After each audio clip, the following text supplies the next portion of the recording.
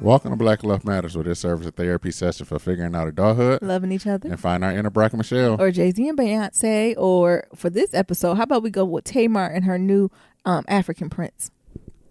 She got an African prince? Yes. She has not, I actually didn't see her on Wendy Williams. I've seen it like on YouTube, the clips, and Wendy gave her a shout out to say, I see you was in Jamaica with your new man. And of course, messy Wendy talking about and he's here. And what I can say is he's African. He got dreadlocks, a good body, and some money. I like that. I like that love, right? I think, I know we being messy, right? Tamar, we probably talk about it in Pillow Talk. Tamar and her family got their own stuff going on. But it's something to be said that love after divorce exists. Mm-hmm. In our community, I think sometimes we put this scarlet letter on people who have been divorced. No, actually, nope, not people, women. Because I think men go sow their seed and go do whatever they gonna do, and no one even asks them. No. Let alone, do people even ask men are they divorced? No. I feel like this is the questions women get asked. Like, oh, she's divorced or she's a divorcee. And so I'm happy for Tay, right? She didn't wait 20 years to not remarry necessarily, but to find somebody else, to start over, to date. Like she living her best life. I knew soon she shaved that head it was gonna be on and popping. But all jokes aside, I'm happy for her. And some of y'all should take some cues from her, because as the women, we're always trying to be martyrs. Oh, we was together for 10 years. I need to process. What the fuck are you processing? The process is when you signed them papers. That was all the process needed. Once you sign them papers and put the stamp on it, the forever stamp on it, it's official, sis. You are not tied to that man. You don't know him a thing, okay? So, you okay over there? What was that? I'm trying to come back on my cussing. Just in case, So I shout out to Tay for that. And also shout out to Tay for still being a mother and still be a sexual being. Those two things can exist in the same world. You can be a great mother and also be a great woman and still, be fly and date other people and date other, like all this stuff is still possible. Because I even see other women who are my friends who are going through divorces or divorced and just be like, child, I don't want to talk to nobody. Why not, sis? Because guess what he doing? Talking to people. Yeah. Enjoying his life. He's free. He's free. So I thought Tay did a great example of that. Or even when Wendy was like, are you in love? And she honestly like, yes. And would you get married? Yes. Would you have some kids? Yes, I'll have more African babies. Right? Like that is so liberating. It's so liberating. And not to discount her marriage that she had with Vince. And also for the folks who are divorced, not to discount your first marriage. Hopefully you learned something from that. Hopefully there was a time y'all was in love. Hopefully you did have your moment. Right? But you can have other moments. You can be happy, just as happy, if not happier, in that next relationship. So I don't know who that was a word to speak to, but when I seen it on the television, I want to do a slow clap. Like, yes, sis, that's what it is. And being honest, like, yeah, we only dating for 3 months, but I enjoy these damn 3 months. Hey. I'm happy, right? And being in that moment. So I don't know. That just makes me happy. Niram, did you have anything about that? I ain't know nothing about it, so kudos to her. Yeah, and showing them.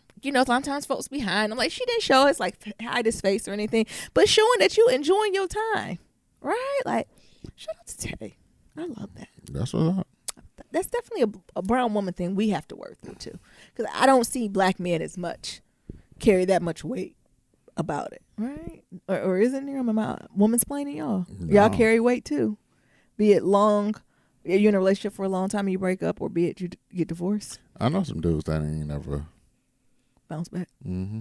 Let me ask this question: were they sorry and lazy, and a woman elevated them? I don't know. You're being careful; they might be listening. Maybe. Who is you? I'm Nero, and I'm Nyambi, and this is episode 175. Hey! Be sure to leave a 1, 2, 3, 4, 5-star rating and review on Apple Podcasts and on Stitcher, and follow us on all forms of social media at Black Love Matters. That's Black with no K. Happy Friday, y'all. Happy Friday. Do y'all realize, what are we down to, 15 weekends to Christmas or something like that? Quit it. I haven't counted the exact number. I'm doing, estimates. Quit it can't be more than 15. What you talking about? I got 5 16? weeks into the New York City Marathon. Let me see. Oh, if it's 5 weeks to the New York City Marathon, it might be a little closer than that then. Because when is the marathon? November 5th. The 5th. And then, no, you still would have got another 5. Well, yeah, no, it's probably about 12 to 15 weeks to Christmas? Mm-hmm. Oh, I thought you was Googling how many weeks we got to Christmas. No, I'm saying how many weeks to Christmas don't mean nothing. Only thing Man, that we matters talked about, you know how the holidays bring me joy. is 51 days to New York City Marathon. Perfect. Can you find out how many days to Christmas? Because that brings me joy. Oh, You know how, we talked about bringing your partner joy and not getting so caught up in your experience that you suck the joy out other people. I was just figuring out how much. 103 my joy. days. Just trying to figure out my joy. That's a little over 3 months. 3 months and 10 days. 3 months and 13 days. Whew. I'm excited. So thanks taking even closer. Mm-hmm. Shout out to y'all. Anyway, update what's going on for me.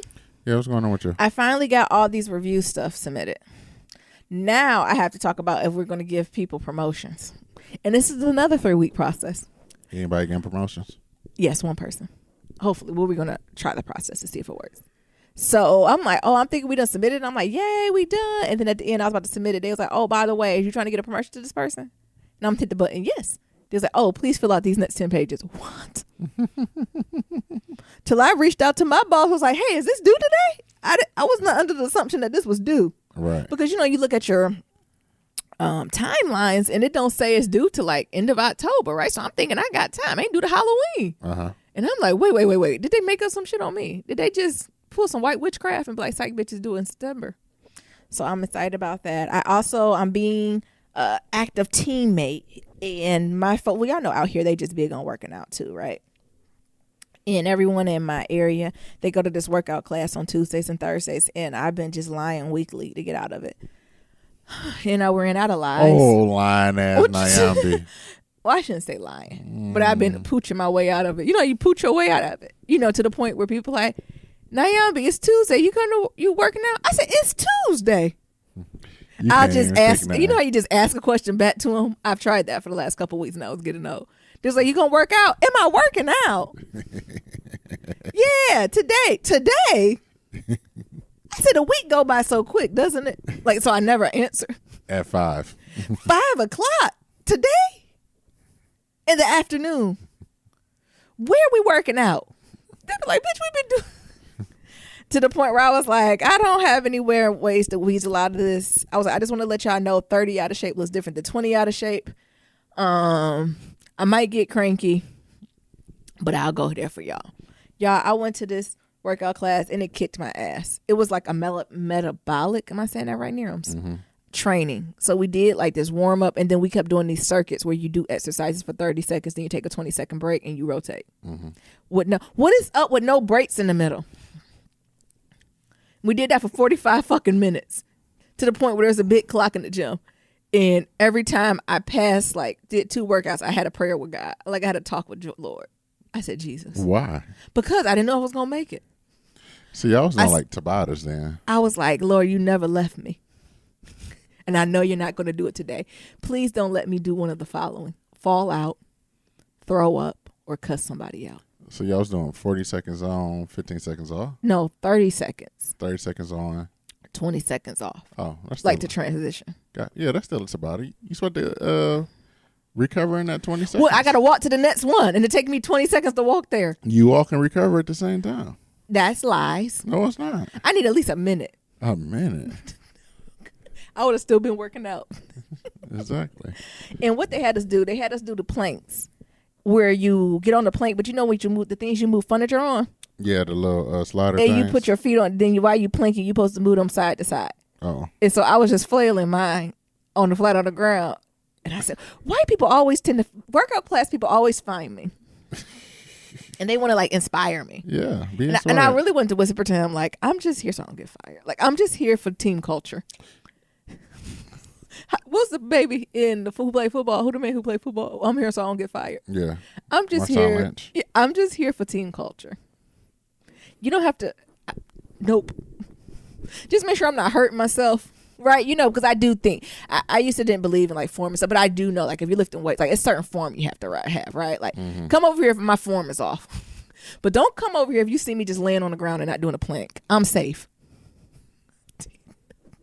Why are you laughing? Because I'm doing good form. I started to say I'm doing, what's it called? Cow pose? Or no, scorpion? What's the one when you lift up in yoga and you lay flat on the ground and you lift your chest up? Corpse. No, corpse is when you lay flat on your back. But do you know what I'm talking about? Y'all know yogis know what I'm talking about. When you land on your stomach and you're flat, and then you just lift your front up, like the front upper of your body. Like that's basically what I was doing. Cobra. And that's supposed to be a plank. He got me though. We did the plank. Planks are hard for me. Even when I lost, like, I guess I'm a decent size. I'm a medium type of person, right? So I need to stop talking like I'm 4X, right? I wear medium large, right? Nothing crazy. I'm under 200, right? You know what I'm saying? Like I'm still decent. As far as being able to do workouts, right? Because you hit a certain weight and a certain workouts you physically can't do, right? It's not safe.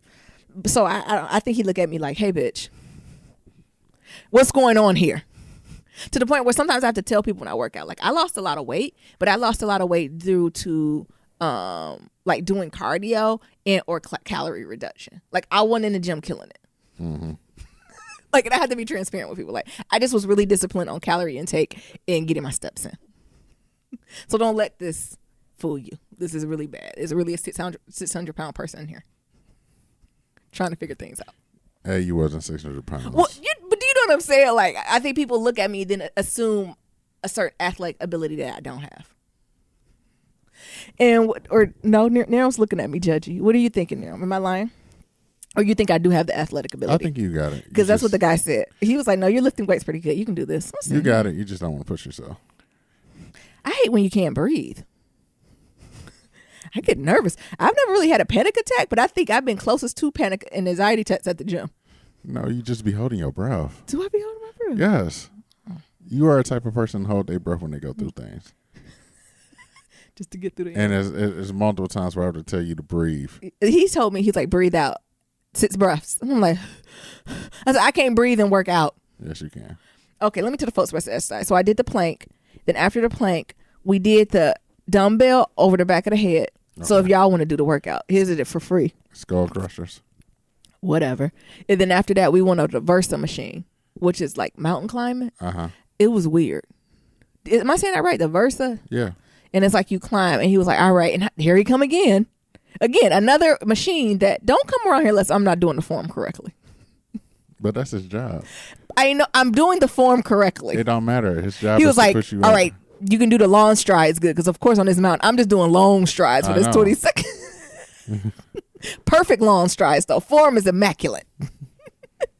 He was like, all right, I want you to switch it up. I want you to do quick strides. Bitch, I can't breathe. Look, he was like, yeah, that's good for the long. He's like, but I think you need to work on the quick ones. Do the quick ones. And then if the Versa machine went over, you do jump rope. And one time the Versa machine went over, and I looked at that jump rope like, again, here he come again. Whenever I try a new challenge, here he comes. He was like, you gonna jump rope? I was like, yeah, I just haven't did it in 15 years. And I'm just trying to make sure. Make sure I don't hit myself and or anyone else in here. I don't know if my insurance covers me whipping somebody upside the head with this rope. And he laughed. He was like, well, go, take it slow. And he did it. He's like, oh, you got it. There you go. And I did surprise. I honestly, that probably was a workout I was most nervous about. Mm-hmm. Believe it or not. Like the other stuff was hard. And I know I could do it. It would just be hard. But the jump rope was something I was completely unsure about. I didn't know how that was going to look. Or I was scared I was going to fall. I don't know what was going to happen. What you thought you was going to do? No idea. But at least the other machines we were working on, I knew exactly the outcome. But that jump rope, Then after the jump rope, we did ropes. Oh, the battle ropes. And of course, he don't, you know me, I'm just trying to do a wave. And then I wasn't doing a wave hard enough to hit the end. He's like, we wanted to like crack it. See, now crack it. I'm like, God damn it. Leave me alone. I'm squatting. Because Niram taught me. I'm squatting good. Back is up, straight forward. Because that's why I be on form. Because Niram always yell at me at form. I'm like, if I get good form, he just going to peek and be like, oh, she got good form. But he not only peeks if I got good form. Then he be like, Because now he pushing you. The thing is, you just never got to me. You just ain't work out with me long enough for me to get there. So I'm looking. I wanted to be like, is my form okay? Because I always got to work on mechanics with you. And then when he because you keep doing these rotations, he was like, you did that last time. Why don't you go in circles this time? Mm-hmm. Sir, I did not want to do no battle rope circles. Like when you swing it outward. Yeah. And then, I'm doing my little small look. He was like, no, why? Sir. Why are you trying to do it with your wrist? And then after the circles, what do? We do the bike. So the air bike where you're just on it. But again, you know me, I'm just doing nice, strong. like just cruising down. I'm doing, what's it called? Beach cruiser. Uh-huh. There you go. Yeah. Let's try to get these months strides in this minute. I said, are you talking to everyone this consistently? Because your ass is cruising. I am not cruising. You are cruising. What you described to me as you cruising. And then after that, we didn't go, what's the weight? I'm showing Niram this. He told me it was like Captain Morgan's. So one knee was down and one knee was up, and I pulled a weight machine down like this. Oh, sorry. Like this. Oh, the cable? Was it the cable? Yeah. Oh, like a lat row? Yeah, and so we did that. And after that, we had to lay flat on the bench. And then I had to, sorry, y'all. I know my voice is like this, above head. Oh. With two weights. And we had to do this. I'm showing Niram so he Oh. can tell y'all what it is. Shoulder press. Shoulder press. So y'all, if y'all want to do this workout, because I paid good money for this and I just want to spread the wealth. And then You ain't pay for this. yes, I did. I paid. You know, it wasn't. Oh, you know what? They did give me one of their little buddy passes to come to the gym. But I just want to spread the wealth. And then after that, we did reverse lunges, and we just kept doing that over and over again. I think I got everything. Reverse lunges. Yeah. That's everything. And that's what we kept going in a circle doing. So if y'all looking for a routine, do that. Are you going back? I mean, I lied to the team and told them I would, but I haven't made the final decision. Oh, lying ass now. What you mean? I don't know if I do good with group workouts. What do you do good with? Individual. That's a lie. On the treadmill. That's a lie. Why you say that? Because How? you sit next to a trainer and you do not do good with this individual. What do I do good? I don't know. I can't believe I got through it. Sometimes I was thinking about figuring out a way to walk out. I was gonna pretend my phone rang. Mm-hmm. But I gotta go, honey. Was you surprised I went or no? Yeah, when I this told is you a I little was surprising. I gotta get dressed. Where the hell What? you going?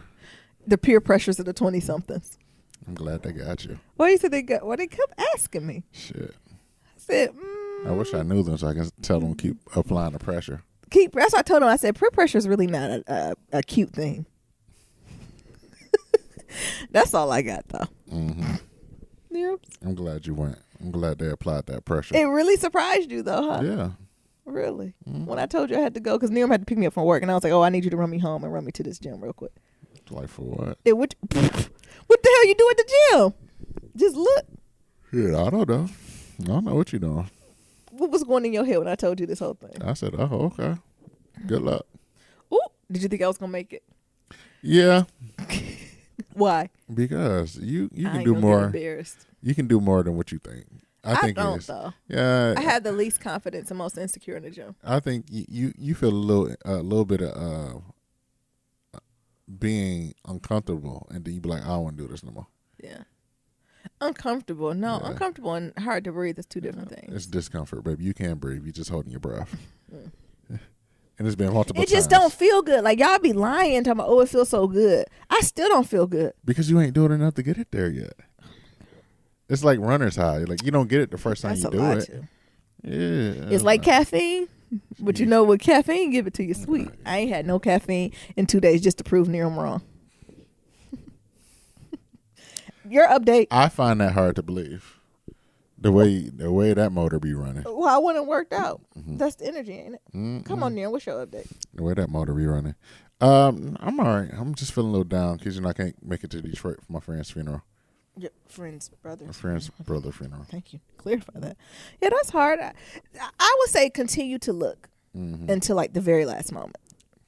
So if the funeral is like Monday, I would say continue to look to Sunday. Yeah. You'll be surprised on how flights shift, change. You know what I'm saying? Like, Yeah.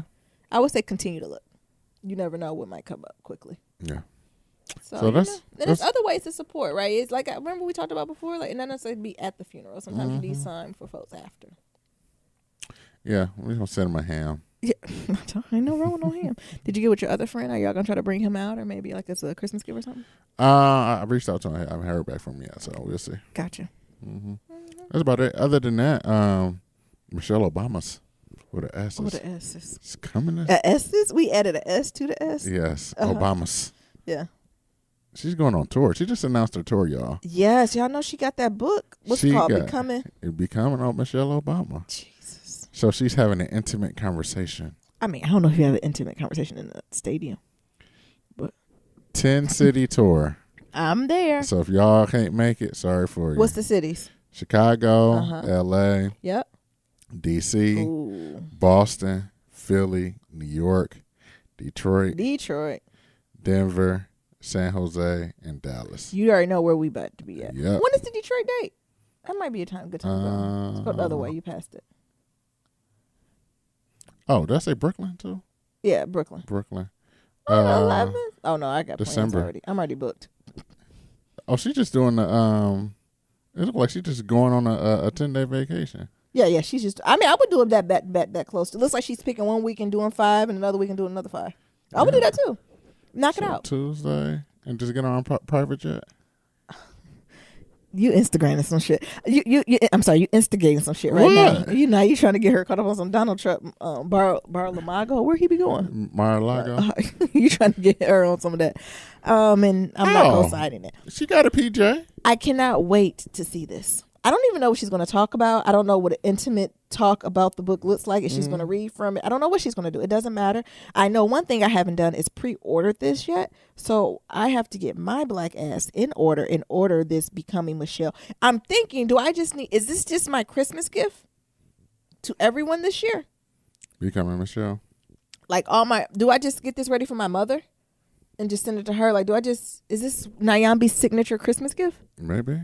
And just prepare it and send it to everyone. I think I'm going to do one. She listens. Never mind. What? People be listening who I'm going to send gifts to. Like, I got to get this. I'm excited about it. I am too.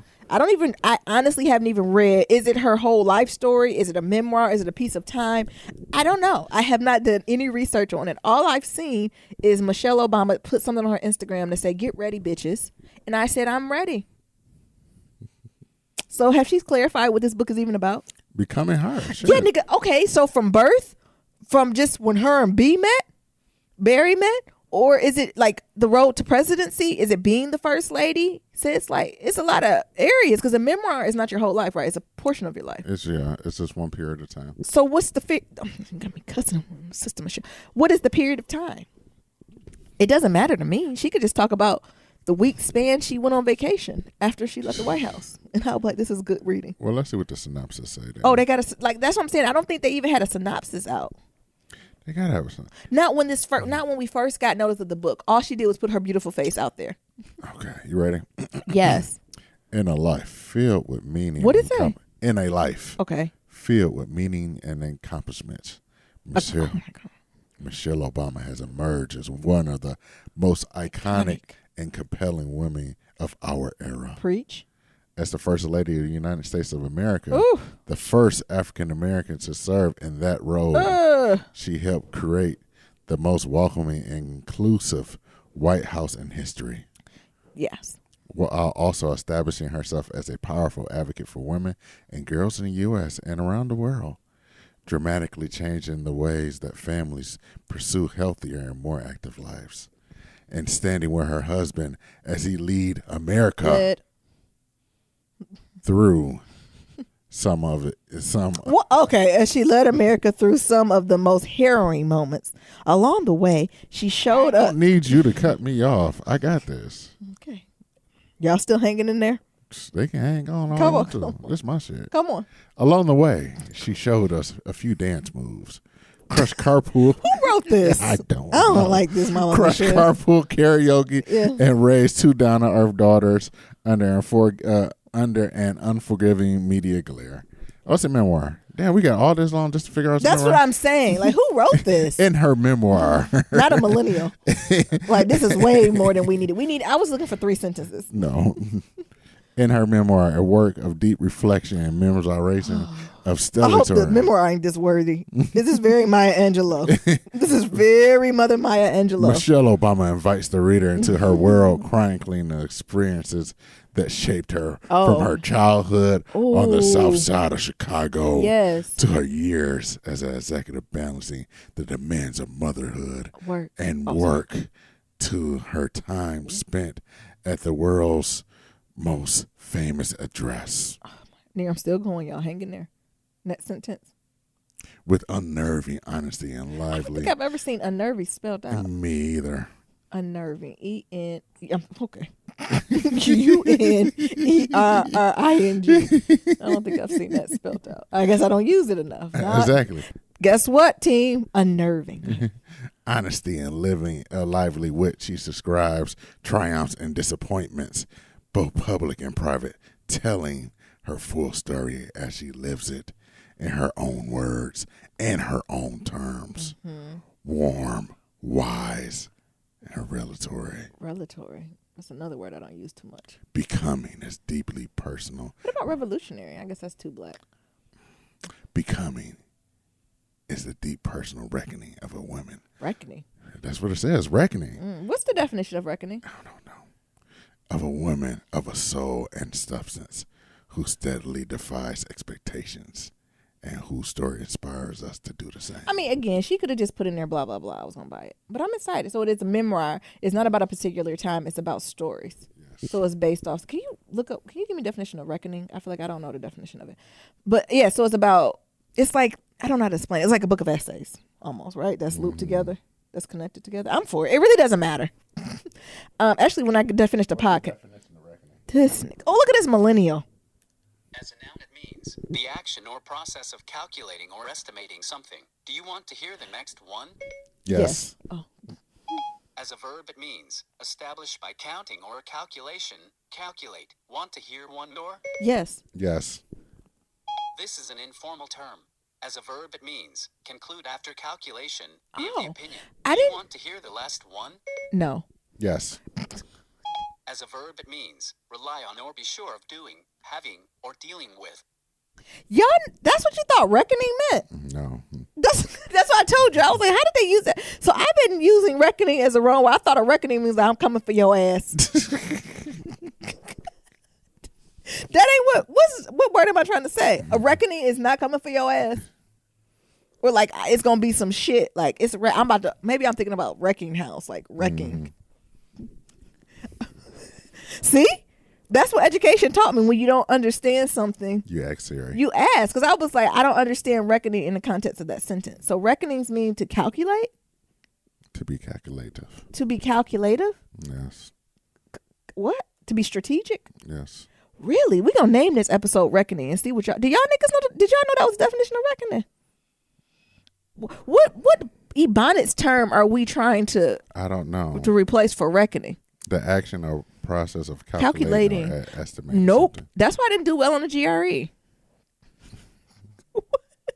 I'm being so serious. Did you know that what that meant, Nero? Black Love Matter community. Did y'all know reckoning meant calculated? And the folks who be the readers don't say nothing. And I read though. Mm-hmm. See, the more you know. Put the rainbow up. Anything else? That's the rainbow. That's gonna be the name of this episode. Reckoning. Okay. Reckoning. No, that's it. That's all I got. All right, we can jump into some pillow talk. Yeah. All right. So we saw American Horror Story. American Horror Story was the shit, and I am so lit about it. I don't know if y'all know, but I stand for American Horror Story, and I stand for Ryan Murphy. That white man, as of now, has done no harm when it comes to television. I've been a stand for him all the way back to his Nip Tuck days, and Nip Tuck is the shit. So just to give y'all, for the folks who don't know about American Horror Story, it's like an anthology. I hope I'm using that word right too. Well, I just realized I wasn't using reckoning right. Anthology meaning that it's a series, right? But every season is different. So the overall theme is some type of American Horror Story. So some type of innate fear that folks will have. Am I saying that right? A published collection of poems and that can work with it. That's fine. It's close enough.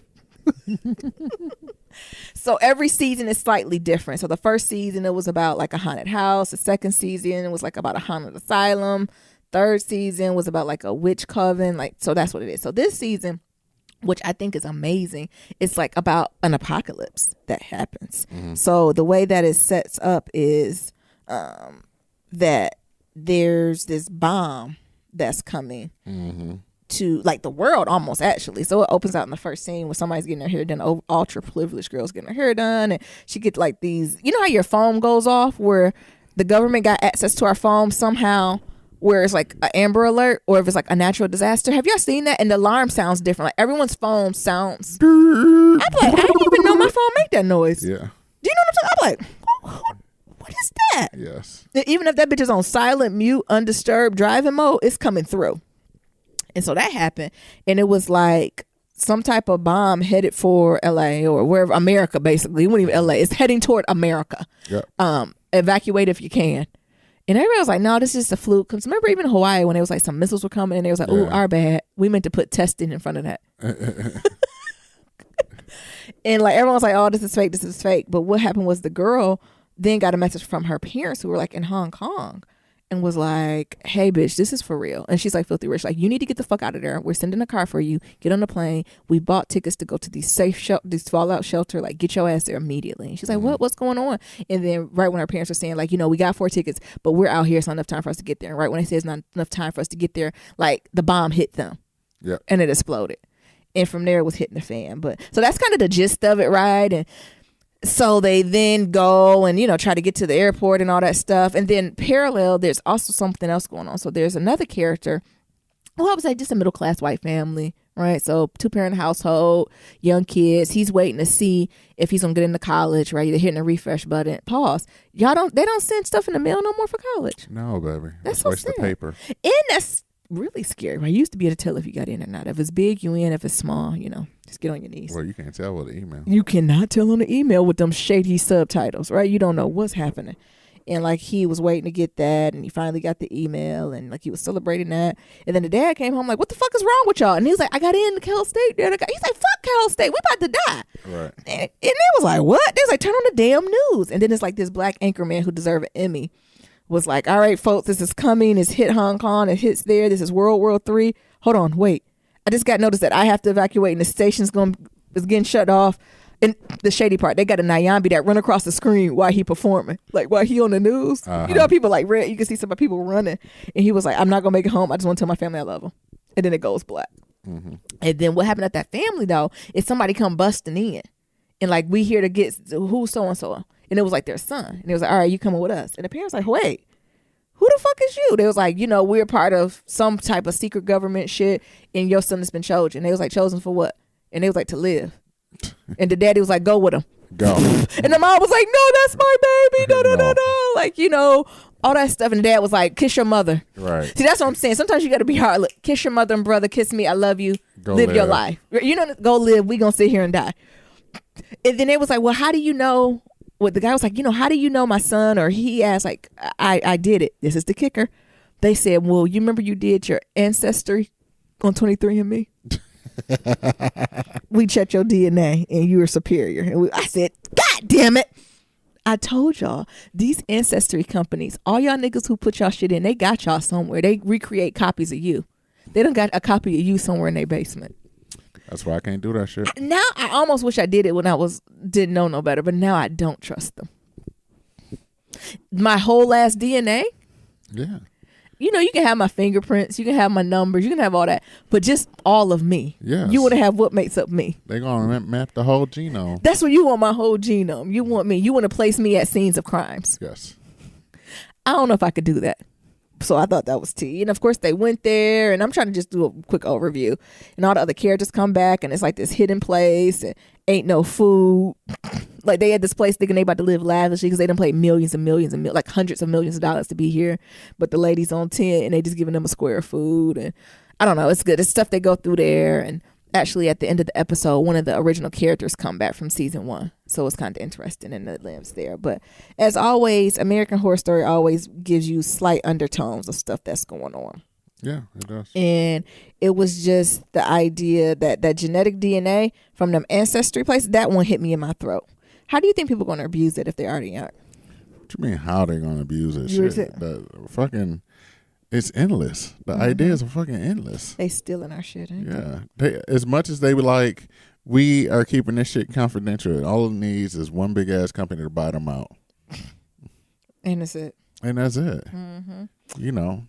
And also I thought about the idea of like only the rich survive. And we're not even talking about the little rich. We're talking about 1% of rich. Right. So we're talking about the billionaires. Them the ones who buying these tickets to move forward. And even if they're the ones buying the tickets to move forward, are they the ones we want to kind of recreate society? They ain't necessarily the most resilient. No. And it's like, what hope do you have in society if that's it? I think that's something that touch base too. And like the class structure, they like put this pseudo class structure in place. Like y'all have to watch it. It is too good. But I think when they had that bite of food, Oh, that square. That square talking about this is all the nutrition we need. And it's like, we only have a body square so you can eat for so many months or years. Right. And 18 months. People are losing their motherfucking mind. Mm-hmm. But I think overall, like, I want y'all to watch it. I think it's super, super good. I think this is going to be a good season. Shout out to Kathy Bates. Everybody says she looked at like this character she playing on here looked like Boo from Orange is the New Black. Y'all shady. Ooh, y'all That's shady. Crazy. But it was scary. I think of all the seasons, this is the most scariest for me. Even more than the cult last season, where like, this the Donald Trump stuff, right? I think that wasn't as scary because I've always known white people do white things. I think that season was scary for white people because they've never been on the other receiving end of it. And this is the first time they're like, oh shit, this potential, we could be on the receiving end of it, right? Negroes, we've always kind of been on the receiving end of the bullshit. Then the cults are always been around, right? It's just called white people. They in their own cult. But this season got scary. It was like a neutralizing, like you talk about equity. How do you saw diversity? This ain't nobody was caring about no skin color, no sexual orientation. When that bomb was coming, nobody. All that stuff got neutralized. Now I believe in colorblindness too. As soon as they told me a bomb was coming, I too am colorblind. I too believe in what's it called, a communist economy. Whatever the government say I need to get paid, I'll pay that. Like, it's a way to just all that shit clear it out. And Naomi gonna say, Nira, what you gonna do? Shit. Die? Rob the rich, nigga. Fool, I don't even want nothing they want. I think I would be I told him I'm gonna be in the multi-ethnic, multi-denominational house of the Lord. Meanwhile, I'm robbing rich and I'm on a boat. No, I am in the I am just on my knees, praying and crying. Naomi praying and crying. I'm still in the boat. I will not be because I need the Lord. When I come up for that rapture, I need to be ready. But there was something scary to it, right? Mm-hmm. It was that helplessness. Like, it was literally nothing you could do except go on the ground, right? Yeah. And who done put stuff in place except the people who be on AME? What's it called? The Doomsdayers? Yeah. And honestly, I don't know if they stuff deep enough. Because you go so deep you can't breathe, right? Like, it's a lot to this. It's a lot. It's a lot to it. Niran, what you thought about it? I think it ain't touching your spirit like mine. It ain't touching my spirit like yours. It's touching mine. Which, you got, there's other things that play into it. Ooh. Like for me, I've seen death. I'm deaf than I. That shit don't matter to me. Oh, you think I don't think I'm scared of death, but I think there's something different about it, right? Because I'm almost curious, like, who set the fucking bombs in place? That's the question I want to know. Who set these bitches off if every country's getting blown up? War, nigga. But who? World War III. So everybody just bombed each other and we just canceled each other out? Absolutely. Jesus. That's the reason why, quote unquote, there's no war. I forgot what the term of it. It's a term for that says, all right, we got nukes. My enemies got nukes. We can destroy this whole world, and by us knowing that we ain't gonna set them off. I forgot what that term is called. Y'all know, the people who are in social studies, y'all know what the fuck I'm talking about. You say social studies? Yeah. I don't know if it's social studies. The social studies is K through 12. I don't know if you can major in social studies. Don't y'all have these kids talking about going to college? I'm majoring in social studies. I don't think it may work that way. Political science, maybe? Yeah. I don't know. The science of war, I'm sure that's the thing. Mm-hmm. Are you typing it in? Yeah. But I think that was a scare. Like, who did this? I don't know. And how savage can you be? Very savage. I don't know if I want all that on me. Why not? All that on me, killing all these niggas. Honey, and that's it. I don't care what you believe in. I just don't want to carry that weight. And who want to be alone? What's the purpose? What's the purpose of just being alone in the world? Only thing looked like it was halfway surviving was the animals, and they had all types of hills have eyes knots on them. It's always gonna start some roaches. What? Would the roach come up? And now is our time. Mm-hmm. Are you still looking for this term? Yeah, I can't find it. It's okay. But also going to my family, because they were calling me during. They was like, "What you watching?" I was like, "American Horror Story." They was like, "Oh, you back into them demons, huh?" I said, "What?" I said, "This is not demon. This is a television show that comes on FX. I am not into demons." Why y'all black people be scary when it comes to American Horror Story? Because niggas are. What was that? That was like Insecure. What? When Issa was like, "I'm a ghost," and the old girl's like, "Oh, I don't mess with ghosts." What? I think she said, "I don't mess with demons." Levels, we gotta cut that out. I forgot. I don't know who told me that. They was like, "Oh, you watching them demons again?" I said, "Demons? I don't know if I'm watching demons." When the man who on this show, this was at the Emmys, he not a demon. He's acting. It's pretend. I feel like I had to treat them like little babies. It's just pretend. All right then, Niram, you got anything else about that? No, I think it was a good episode. I think this is gonna be one of the best. I think so. The cinematography is gorgeous too. Like it's scary. Like this, they're able to come on the screen and not say nothing, and just from their costumes, I'm like, oh God. Like if I seen that in real life, I'm like, Jesus. You sure you want me to go on? Just make it swift. Just make it swift. Just make it swift. Just make it swift, Lord. Gotcha. Yeah, let's hop into some back to school. Alrighty. So, for those of you who are listening who didn't listen to the last episode, we're doing a back to school special. Mm-hmm. Just to share our experiences of whatever school. Just to give our experience and feedback about our life experience, just to give our 2 pennies. And when it comes to 2 pennies, you can either pick them 2 pennies and make a whole $1, or you can just throw it away. It's up to you. Right? We're just sharing our experience. Go ahead. So you want to start with your undergrad story first? I can. Go ahead. So my undergrad story is, if y'all picked up from the high school story, is I originally got into University of Michigan and I really wanted to go there.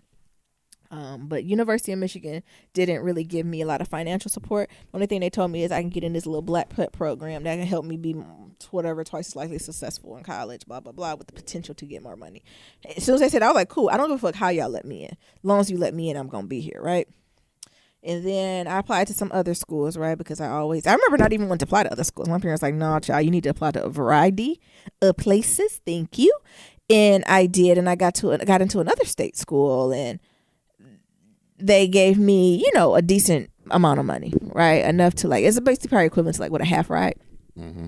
And my parents was like, I think this is something you should go for and do, right? And this is a little bit more feasible. Won't be as much loans and stuff. And I wasn't for it. And my father was supportive. He was like, if you want to go to University of Michigan, we'll have to make it a way. I'll get loans. You get loans. We'll get it there. But of course, my mom was like, not I, said the cat. That's not what we're doing. And of course, my mom is an overbearing personality, and she won. And I was upset for a lot of months. I don't even know if I showed them that much, because this is what I worked for, right? This is what I worked for these 4 years in high school. This is why I did pay. What's it called when you be rigging elections like Fitz did? What did he say? What city was that? In Ohio? Oh, Trenton or whatever he said. Yeah. I done Trenton all this shit. I done bought votes. I done changed the voting machine. You know what I'm saying? I done did what I had to do. I done stayed up late studying. I done took AP chemistry, poli-sci. I done took AP every fucking thing in the world that I wasn't even interested in. I done read all this white literature. I done read Animal Farm. I done read, Great Gatsby. I done read all this shit I ain't want to read. I done did AP Chem. I done did Stoking. I done did all this shit that I could have gave or took, right? I could have left it there or took it away. And I feel like it was just me coming all right, this is what I work for. Here we go. And that's not what it was. And I decided to go to the other school, to the point even when I was applying for, how you go for orientation and stuff, I was unamused. Mm-hmm. Unamused, to the point where the whole summer I partied at the University of Michigan. I wasn't even interested in my school. When people asked where I'm going, I was like, oh, school out of state. Meanwhile, on a ranch, it's in the same state. I remember I don't know if they still do it. U of M had that summer program that I was supposed to participate in. I don't know what they was doing at the University of Michigan, but it was all the black niggas, and they constantly had parties in the summer. Upward Bound? No. You play so much. Hey, Upward Bound High School. You playing. But it was a program, and I don't know if they still do it, but I know it was lit all summer because I had friends who went there. That's the other thing. I had a lot of friends who was accepted and went, and so I almost had this community there that they were like, oh, you should come. And when I tell you, it was fun, good parties, Greek life. You know what I'm saying? I'm like, oh yes, you just feel yourself. This is it. This is it. This is it. And then to the point where I done geek myself up so much, I know more how to get around U of M to my old damn school. Mm-mm. And then what made my school sad is it's not by a popular area. No, it's literally corn. It was what? It's literally cornfield. Jesus, my cornfields. And then you get there and you be like, oh, it's really white here. What? And I was in the honor dorm, and the only good thing about it was like a lot of space, but it was like this is real old. This is the projects. And I just went. My roommates were decent. Yeah, I was living in projects. Like, my roommates were good. It was always white women. It was two tall white women. They were sisters. So it was an older sister and a younger sister. And I should have known something wasn't right at that moment, because that older sister had to be, what would you say the older sister? Well, at least a junior? Mm-hmm.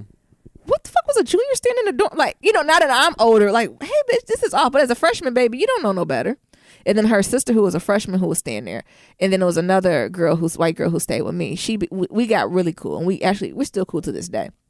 But we got to the point where we would talk about the other two. We called them Amazons, because they were some big bitches. They was like 6 feet plus. And all they used to do is have their door open and put Pandora musicals on. And literally all they seen is Defying Gravity from the fucking Wicked soundtrack, and every rent that me and my other roommate who stayed in the room with me, we almost lost our fucking mind. Like, we literally look at them like, what the fuck is happening? So that was interesting. And then the roommate I was in, she was really cool. She was like a basic white girl from probably a middle class family. All she did was eat Taco Bell and watch what was it? Tennis.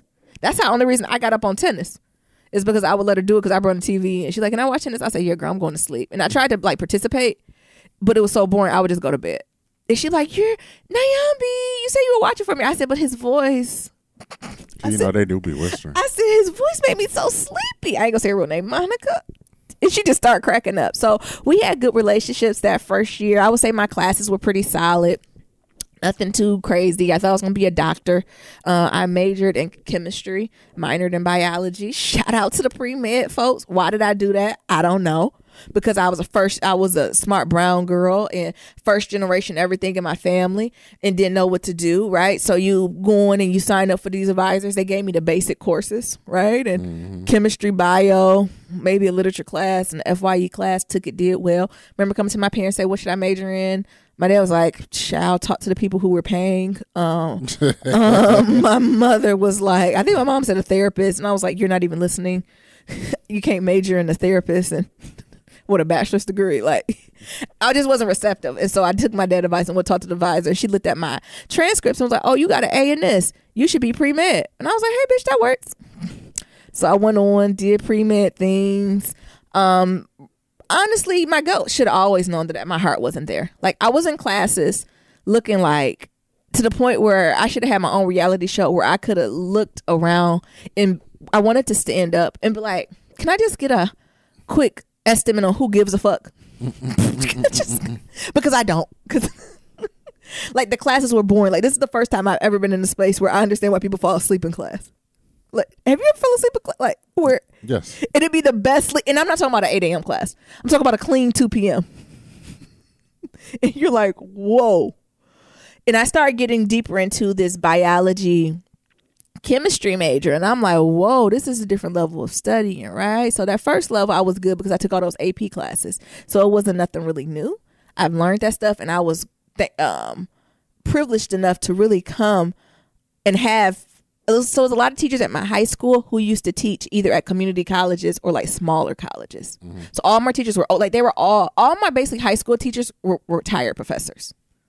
So that helped me a lot. So they gave us a little bit higher level, maybe freshman year in college type work. So I had higher learning. We had a little bit, more stuff. So all the stuff I'm coming in, I know this shit, right? And thinking I'm good stuff. But you get to that second, third year, they weren't teaching us that level shit where I'm like, wait, I missed something. And then that's when not slipping, but not as strong as they were. And what was I say? Maybe junior year is when I probably had the roughest semester. Like, it was the roughest, but best semester. Meaning that I was able to get in the McNair program, but my classes weren't doing well. Like, I took organic chemistry, completely bombed it, completely failed it. Thought my life was over. Like, dying. Like, it was just a bad, honestly, I just had a bad semester. You did. And now that I look at my transcript now, being outside of it, and I can like physically look at it, I'm like, oh, that was just a bad semester, right? Mm-hmm. But if you look at the rest of my semesters, it was strong, and that's what actually saved me, right? Because imagine if I had other bad semesters, I might not have graduated. I'm not going to get into med school. Like, organic chemistry was a complete wash. Like, forget it. don't even worry about it. Cell biology was like, okay. Like I was just like, what is going on? And what helped me on was I was in the McNair program. Like I said, it's a program to get underrepresented students into like medical school, not medical school, PhDs, master stuff like that. And I was like, oh, this will look good on my, I'm trying to go to medical school, honey. That, right? You know, I tell them what they want to hear, but this is really what I'm trying to do. That's another game you got to play. And I think through that resource, when I bombed it, and the thing is, it's the sense of shame, right? So this is something that I hid and I didn't tell anyone. But, you know, with the McNair program, when you sign up, you writing off like your FERPA rights. So they pulling your transcript. So they like, my director like, oh, so bitch, how was last semester? And I was like, it's okay. She's like, whew, we got different definitions of okay. Right, but having someone to be like, it was bad, but we can rebound from this. Right, I think her thing was like, you might not be able to do PhD, but you could probably get in the master's program. Like, just because she had the insight and foresight to be like, your life's not over. Retake this class, take this summer class. We'll call it done. Right, and I was I think I graduated with a 3.4 or something like that. Like, with flunking a class. Like, I think I had 3.4. I got to look at my transcript. See, that also another tidbit. GPAs really don't matter. When you get so many years out, right? After you 2-3 years out, no one's asking for your GPA. Maybe your first year out, if you're doing something, first to third year, they might ask for your GPA, but after that, as long as you got a degree. They don't care. And take it off your resume. It looks immature. Don't you remember when people used to put their GPAs on it? Yeah. That's so immature. Like, what? Put accolades on it maybe, but GPAs? I don't care about no damn GPA. Go on somewhere with that. You graduated, we all here, son. So... I took some classes, redid some stuff, bounced back, switched added a psych minor to kind of come back. Because my McNair folks like, do you even like this shit? And I was like, no, I hate titrations. I hate chemistry. I hate this shit, right? And so I combined it with that, talked to some folks. Along the way, I did a lot of work in diversity and equity. I was always on the committee. Y'all know I'm always about my people. I'm always about a revolution, right? You know, on our campus, they was hanging nooses. What was it, the genocides or? Yeah. See, people forget about that shit. None of this shit is new. Mm-hmm. They had their thing, and I was heavy into like kind of that movement and marching. I also did residence life for 3 years. That Niram teased me. He hated it in our relationship, but I did it so I can get. I initially did it so I can get my housing paid for, and then I kept coming back because I actually enjoyed the experience. I'm not gonna lie. Like I really went for it. Where they was like, hey, it's this job I can apply for that they'll pay for my housing. You know, if I just wrangle some cats, right? If I just make sure my floor don't catch on fire. Cool. But after I did it that first semester, I said, you know, I kind of like this shit. I can kind of rock with it, right? Like, don't get me wrong. Sometimes the way people get on my nerves, but kind of having the conversations, doing the programming, like I was in my genius zone. That was one of my superpowers. And I did that for a few years. All my years, starting freshman year, I had another job. But I was lucky enough to find an on-campus job. The thing was, my parents made enough where I wasn't qualifying for like Pell Grants or nothing. But they ain't make enough where they just sending me, you know, a weekly allowance to be like, here's just some pocket change, right? You know, they'll send some money, but it's more like monthly, right? You know, they ain't sending like, my father and mother wouldn't call me every other week like, oh, here's your piece of money. Right. But, you know, on the other end, you know, they would pay my books and stuff like that. But they looked at me like, well, sis, you had a job down here. Maybe you should get a job up there. And I was lucky enough to be able to get a job, and I worked at our front desk of the hall, and that was the best and worst of the worlds. I used to have work like 3 a.m. to 5. Like, it was horrible. And I think it was only making like $7-8, but that was like kind of my weekly pocket change. That was like my spending money. That was how I navigated through that. I also did Greek life, so I was in a sorority. I pledged young. I think I was a sophomore. That was a whole experience. That's a whole episode in itself. Put it this way, I couldn't do it now. Oh. Y'all have my respect to go and apply to Greek life or whatever the fuck they call it now. I wouldn't. I'm like, bitch, bye. But the experience for what it was at that moment, it was very interesting, especially with like my line and our process and what we were going through. You know, first of all, Midwest and Greek life just have a very deep, saturated history, right? And I think about other like Greek life on our campus. Again, I think it goes to not peaking again. I think a lot of folks who participate in Greek life sometimes peak at Greek life. So it was, I'm trying to see how shady to get. I think some people who were in my sorority and other Divine Nine, they peaked there. and that's where they left them. Does it make sense how I'm explaining that, Nero? Yeah. Like, being in it, like, I think I tried way too hard. Like, I almost wish the Nyambi now could go back and be in that and be like, this all is really stupid. You're stupid. This is stupid. You let a white person in. Like, it's just... You let a white person in. Like, just being my wokeness, right? We coming off the tail of Genesis, and you having your probate, and you done got this white... What? That don't make no sense. There wasn't no niggas qualified. But that's how Nyambi would come at it now. You know what I'm saying? Like, I would be a whole different... I guess it just comes with self-esteem, confidence, right? You know, that's another... it was great for what it was, right? I love my sorority. I love my Lion sisters, but it was very interesting. Like, my sorority was very interesting in the women who participated in it, and just interactions with old heads. Like, my old heads are crazy. Like, they're the type of bitches who's like, let's pop the trunk. And I was like, I can't pop no trunk, because if I go to jail, my mom's gonna pop everyone's trunk. I cannot participate. Like, it's just certain shit you can't do, right? You know what I'm saying? Like, so hindsight is 50-50. Like, it's just as you get older, I'm grateful that I didn't peak, right? Because I had choices to do certain things and I didn't. And this is why we're grateful. You know, just thinking about and reflecting on that. And I'm trying to see anything else bigger. Just overall theme. So sorority life was good. Black interaction was good. I think I always had a good relationship with black people on campus. I like black people.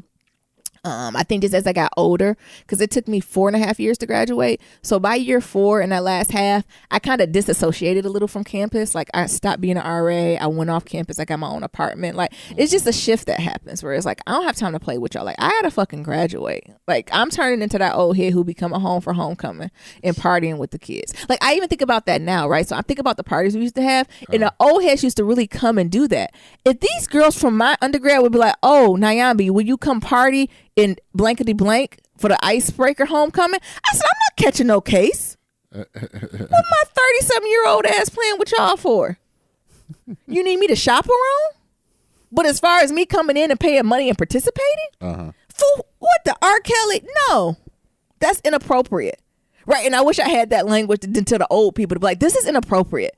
Like, this could be statutory rape, right? You know, do you know that? Like, yeah. And thinking just hindsight on, like, some of y'all got grown families and dogs and kids. Like, this is crazy. Y'all got the nerve to come back to campus. And you got the nerve to come back on campus and walk in a dorm room.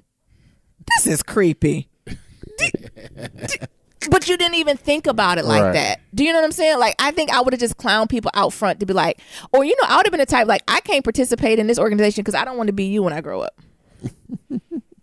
And I just think about all the panels and town halls we had about not even just Greek life, just bullshit. Like, I had to shut down something like that at my work because the babies were like, can we have a town hall? And I think I explicitly rolled my eyes or breathed too hard. I was like, Jesus. And it was like, Nyambi, did you? I said, I'm sorry. I didn't even realize I did that out loud, but I'm just not sure what the purpose of it is. Do people just want to vent? Yes. Okay, well, can we use a different word? Because I can't do no more town halls. That's what it's called. I can't. I'm trying to think of anything else. I had different types of roommates. Like I said, I described the first group I had, and we actually were roommates for 2 years. The thing was about our group, we had our ways, but we respected each other. Like, we respected each other. We kept clean houses. Like, you know what I'm saying? Like, everyone cleaned. Everyone helped each other out. Like, we bought food and shared food. Like, it was a very weird dynamic, right? I think not necessarily for me. I think I got along with everything, but I think sometimes the person who stayed in the room with me and the Amazons didn't. What was there? I think because all of them stayed in the room too much. Like, I get the fuck on. I get up. I treated college like a job. Like, so if my class started at 1 o'clock, I didn't wait till 1 o'clock to leave. I'm out the house at 9 o'clock every day. I'm getting up at 8, give me a little piece of something. Well, first of all, I don't work 3 to whatever it is. Come back, get a little bit of nap, wake up, take a shower. I'm going to the library. I'm studying. Like, I treated it like a 9 to 5. And then I'll come back at 5, throw my stuff down, eat, watch some TV, go to bed. But they literally stayed in the room all day playing musicals. And my roommate was super smart. She studied in her room. She didn't like study elsewhere. I didn't do well at studying in my room because I needed a place of sanctuary when I come to my room and just to relax and chill. So I think that's why I got along better with them. What would you say why they didn't get along? Other than they were sisters and they had a better bond than the rest of y'all niggas? But I didn't have beef with them. The other person did. I know. But you had to pick a side. Which you, me? Yeah. What side do you think I picked? You picked your roommate. Yeah, because we had to be in the room together. Exactly. And then we moved out. Me and the other girl, we moved out. And then we got, oh my God, I don't know. Let me make up a name. Linda, who was a narcoleptic. What's it called when you just fall asleep? When you sleep for hours or sleep for like a day? Narcolepsy? Depressed? No. Oh. She had some where she took like Ambien and she would sleep for 2 days. Well, I don't think. And my roommate Monica be like, you think she dead? Well, I don't think. Do you know what I'm talking about? Was it just Ambien dream? I don't know what she was she was on something where she would told us like sometimes I'll just fall asleep and sleep for like 18 hours. And that's exactly what I said. Oh. And then Monica was like, what? Why? I said, and I looked at her, I said, Monica. And I said, I think that's what she listened to, but she was like, all right, now, Yampi. So I just asked the other girl, so when should we come in?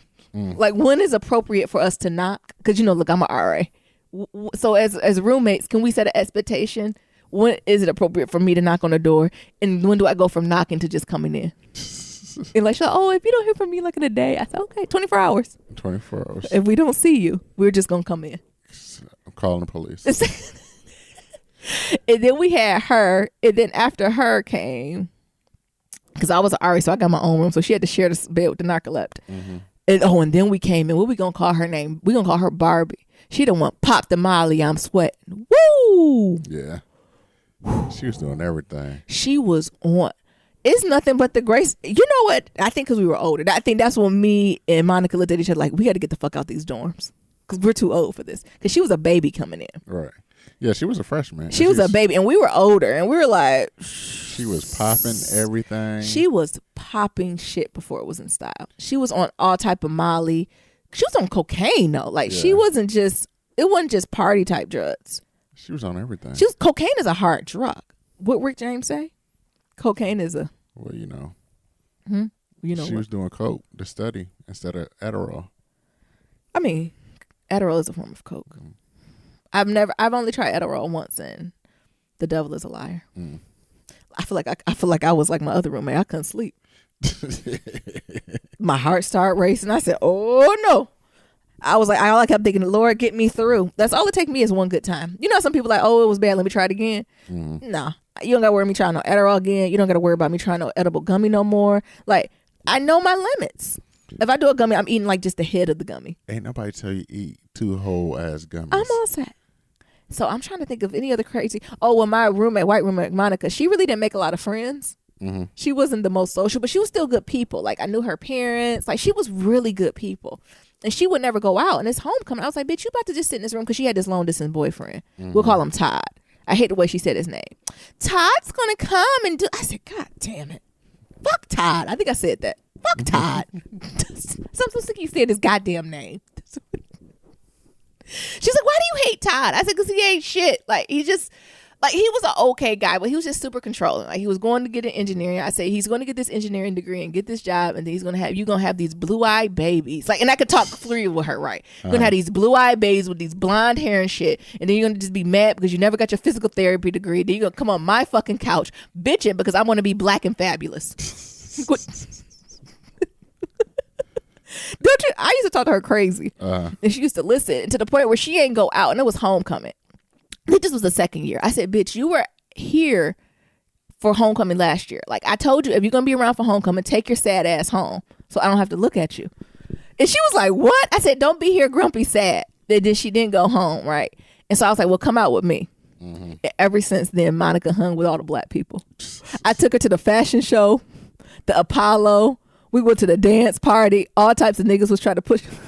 Did you know me then? Yes. What did you think of Monica when she came out and did that? I said, why are you bringing this white girl on? I said, because she was looking sad in the house. Why is this white girl to probate? Yeah, I would bring her to all the black events. I said, what you doing? She said, da-da-da-da. I said, you want to come out? She said, oh, okay. What's a probate? Yeah, that's what she said. What's the I said, this is what black fraternities and sororities do. She said, it's black and white ones. I said, yeah, do you see any black ones and the white ones? They won't let us in. She said, what? That's against the law. I said, shut up. So she went to that. She did probates. She did all the black events. I made her come to me with Black History Month events. MLK waltz.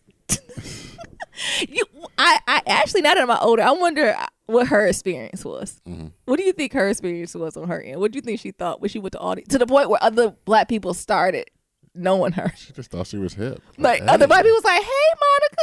She'd be like, "Hey, Keisha." She thought she was hip. Or like in classes, I think even because eventually she made more friends, right? Mm-hmm. But she'd be in classes and all the black people would be like, "Oh, what up?" Like.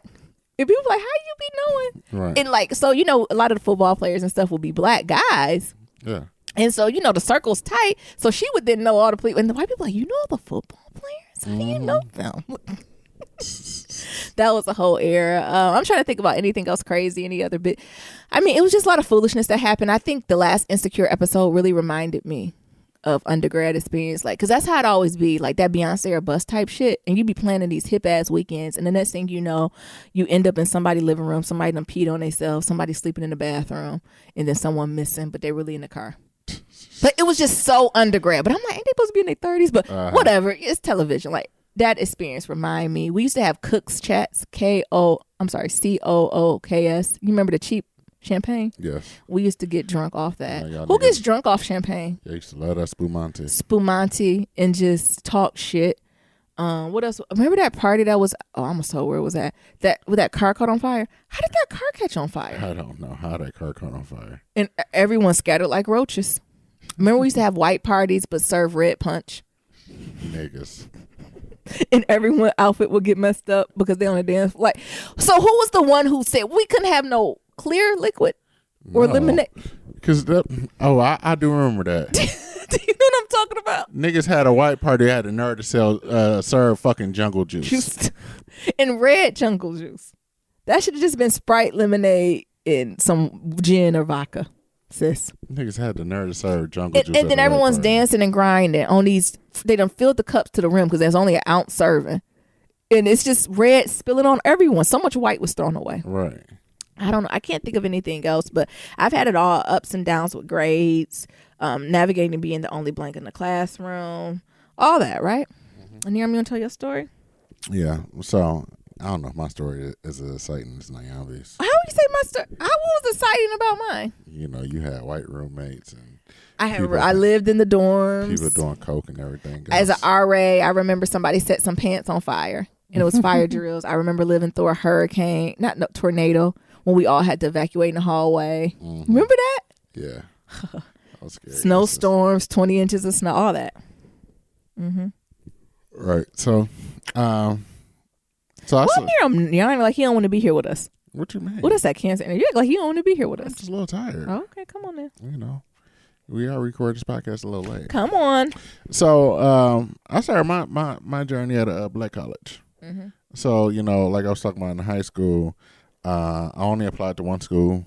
Yeah. I applied to the first school that gave me somewhat of a scholarship, even though my grades wasn't the best. Yeah. And I went there. It was a small black college. There was only about 12 or 1,500 people there. And I hated it. Like, I hated everything about it. Really? Yeah, that like how people like, oh, you should do this black college experience, blah, blah, blah. And I was like, there's levels to the black college experience. Yeah, so I was at a small black college. So I wasn't at like, the flagships, right? Flagship black colleges. I was at like the mom and pop stores. You know what I'm saying? Not the mom. You was at home school. You was at you supposed to just commute. They shouldn't have had nobody living there. Right. So I was in the hood. Like we had roaches and shit. Oh my god. In the dorm and everything goes. So it was just.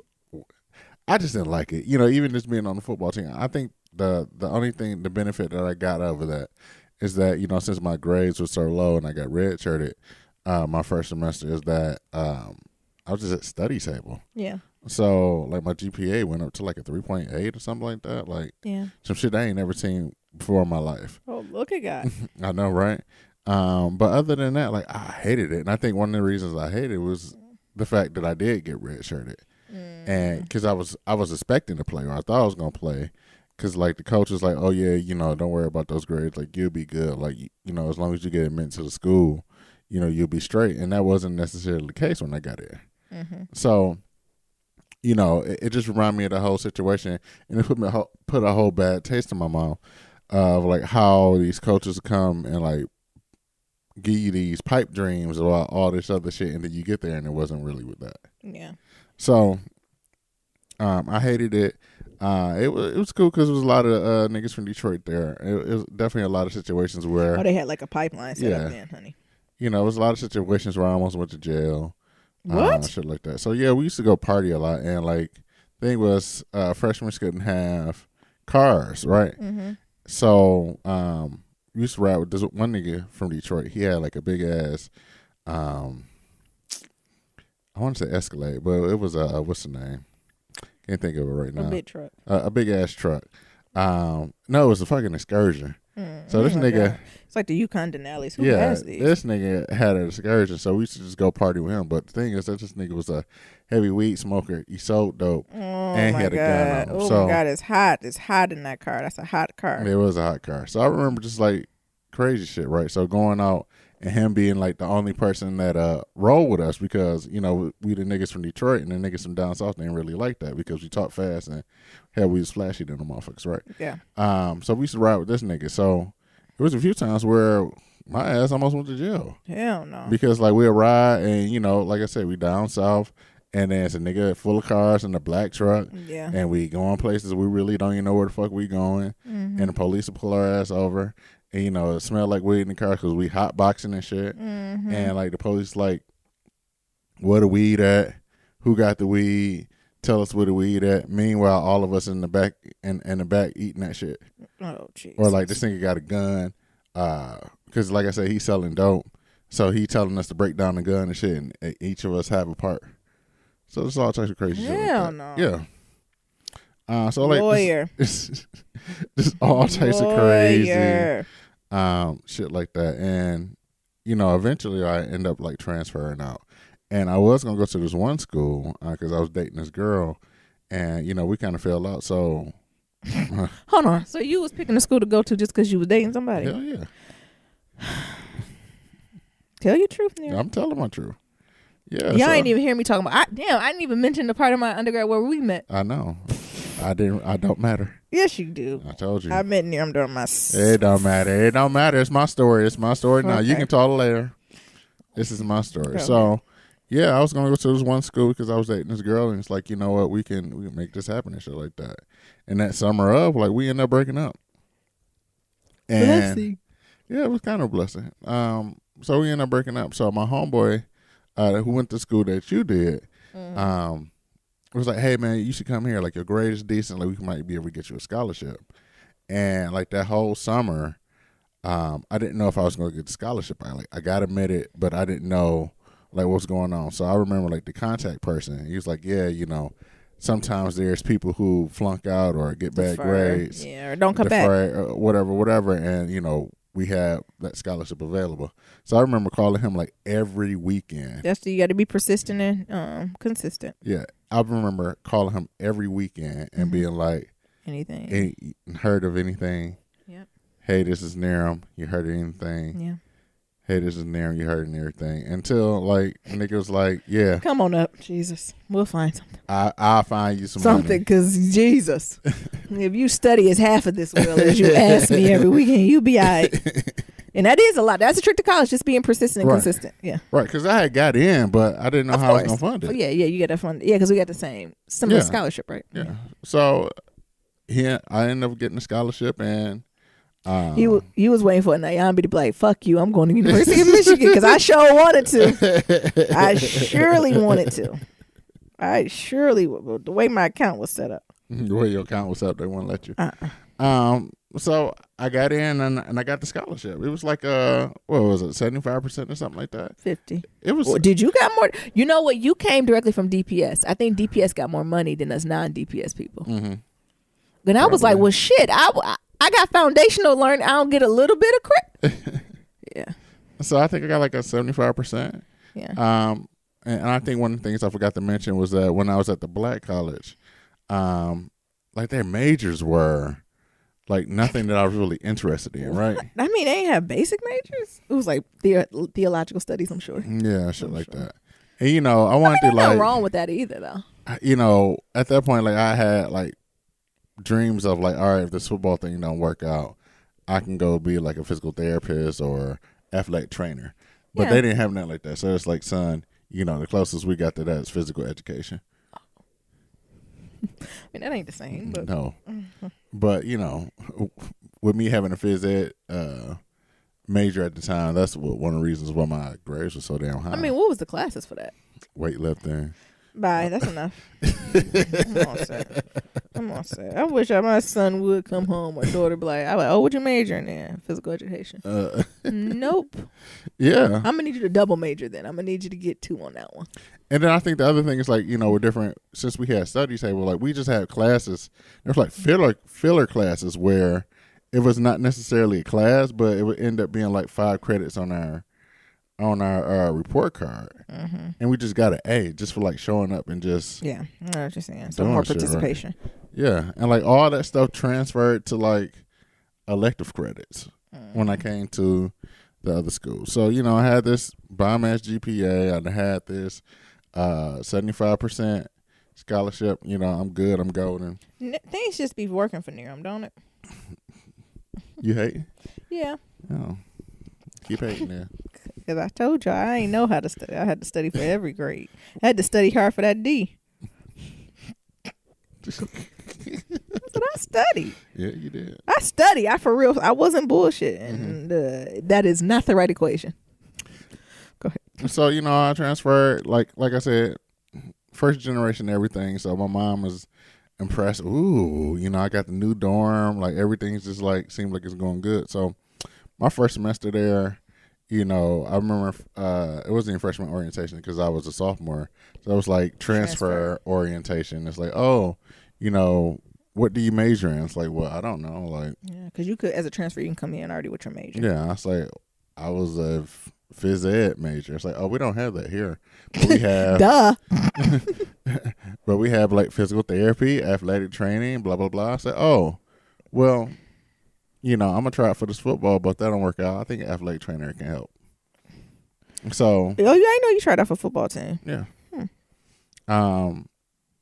And I'll talk about that a little bit later. Yeah. So, yeah, I signed up. My major was athletic training, and I think when you transfer and after you tell them your major, they just give you classes. Yeah. So they gave me like 18 credits. Whoa. Rule number fucking 1. Freshman year, first year of anything, don't take more. Take the minimum. I don't know if 12 is still the minimum, but whatever. The minimum can be 10, take 10. Oh, my God. That's crazy. Yeah. I don't think I took that many. I think my first semester I was at like 15. I actually was a little high, but at least more manageable. Because I think it was a weird number because I took like an FYE class. But yeah, go ahead. Yeah, 18 is way too high. So I had like 18 credits and like hard shit. So Jesus. Chemistry, biology, weed out classes, physiology, weed out, anatomy, and like some other shit, like all in the same semester. So like, and these are like the types of classes at our school. I forget what they called it. Weed out. But weed out classes. Yeah, I would say weed out classes, but the percentage of the people who get D's or lower is higher. Is like half the class, 65 to 70% in the class. And also, we should be clear: we went to a state school. Yeah. So state schools have lower grade inflation, like where it's more likely for you to flunk out of a state school than to go to like a University of Michigan. No shade, y'all can get mad at the folks who went. So you often don't hear people flunking out of Ivy League schools, public Ivies, really prestigious schools. You don't hear about people flunking out of those, right? But at a state school, you'll flunk the fuck out. They will flunk you so hard that you won't bounce back, right? Like, and a lot of times they try to be like, well, the people who go to these schools are smarter, they're more equipped. That is bullshit with a capital B. Because I've been a part of the public Ivies and Ivy Leagues, and when I tell you that grade inflation is real, it's real in the mind. I always just say, they just pay with it. Never mind. I would be too if I'm paying that much. That grip, you ain't flunking out of shit. You better get that B- in. Right. But yeah, so it's different at a state. Because also I think the supports aren't there too. So I ain't gonna be that shady. Of course they're smart. They're Ivy schools, right? But there's also resources and structures in place for these students to be successful. Comparing if you go into a state school who could be dependent on state funding, and we know how state funding looking, right? the resources aren't in place. So supplementary instruction might not be there. Tutoring might not be there. If it is, you have to pay for it. And if you don't have the money to pay for it, it's not there, right? They might not have individual academic advisors who is your job to academic advise you. It might have to be faculty members who's doing both. So they can not only teach the class, grade the class, be the academic advisor, and do their it's just not enough time for all of it, right? So I think resources are just stretched thin, and you don't get the care and attention that you would get at an Ivy League education or a public Ivy or a small first name last name school. And so, with me being on the football team from the previous school, and like them just picking classes for me, like I didn't know that like 18 credits was a lot, because it's like, well, it's a lot. When I was at the Black College, like I had 15 credits, like both semesters, and I was like, oh, this is straight. So it's like 18 credits. Like, what's the extra class, right? Yeah. But like I said, it was biology, chemistry, anatomy, and physiology. That's heavy lifting, right? So I always tell people the way to gauge studying in college, for every credit hour, that's at least 3 hours of studying you need to do a week. So if it's a 3 credit class, that's 9 hours at minimum. If you on your shit, you need to do. So honestly, that's like 9 to 12 hours of study you need to do for that class a week. Right. At minimum. No tests coming up, just normal, just to stay up to date on what the hell the teachers talk about. Right. Per credit hour, 3 hours of work. So Nara was not doing no studying. So the 313 rule. Come on, you can tell I've been in higher ed too long. That was the thing. They like, oh, you don't do the 313. I'm like, no, that's my area code. It was like, no. Anyway, I'm sorry. You take 3 credits for every credit. 3 hours. Go ahead. So yeah, like during that whole process, like I tried to walk on for the football team. So like trying out, and like it was just a lot. Yeah. Because they take walk-ons as fucking tackling dummies. Oh, but that's why I found out like the whole process of like I want to say D1 or D2 football. I would say no D1. D1 football is that hell if they didn't recruit you, they don't want you basically. And every once in a while they get lucky, but they ain't really invested. And occasionally, that's what I was gonna say. Occasionally you'll get a walk on. They'll make it to the full team, but if they didn't handpick you, they don't want you. I agree. So going through that, not studying, also thought it was like a big culture shock. So, I went from classes that were like 25, 30 to like classes at 75, 150 in my anatomy and physiology. 200, honey. Yeah. And as a result, I just flunked the fuck out. Yeah. Like I ended up having like a 1.2 GPA that semester. During all that I had like the infamous baby scare that I talked about. You got to link the episode when you talk about that. We ain't telling that now. That ain't undergrad. I talked about a while ago. Just a lot. Like I was just wild and just doing the shit that I was doing at the Black College and had all those resources on being a football team that kept me afloat. I didn't have none of that shit. At the other school, at the PWI. Yeah, nah, I'll be just looking at you like, honey, well, I'm getting out of here. It's fun to hang out with you. But I got to go. And so I remember like they was gonna kick me out. I remember that semester, like coming home for winter break, and mom being like, "Oh, how's school?" Blah blah blah, and like the same thing like I was talking about in high school. It's like, well, everything's cool. I got it until I got that notice in the mail. I got that notice in the mail. It's like, don't come back. Yep. Oh my God. A state school disrespect. We're at the other type of school. They would have like, well, all right, there's a warning. They'll let your ass know. They say don't come to fuck back. It's a warning. We'll work you out. We have a program that can help you get on track, right? But at state school, guess what? You're all set. Don't you worry about coming to get your shit. Don't come back. Yeah. So, they hit me with that, and it's like, and then I got another letter saying that, well, there is a chance that you may come back, but you have to do X, Y, and Z. So I remember and that X, Y, and Z was me going in front of the school board. It was like a long ass table with like 6 people there, and I had to like read off this piece of paper of like the reasons why I failed and all types of other shit. What type of shit? Higher ed is so backwards and behind. I'm a poor black kid. I came from a black college. Please, I'm trash. Massa, let me in. Right. I might got a baby on the way. Oh, you told them that? Yeah. Don't let me go back home because I'm going to be a criminal or some bullshit like that. What? Oh, my God. They need to invite Nayan be on the board. I'd be like, in action. Action. Give it to him, Viola. I was giving Come on, everything. Denzel. I was giving them everything. Yeah. And they did let me back. They let me back on like probationary shit. But like, I think one of the things was I had to take this class. Gotcha. That and I had to get like a 3.0. That's a jump. The next semester. That's a jump. Unless you're strategic with the classes you take. Yeah. Which I hope you was. And that's what I did. Yeah, be very strategic.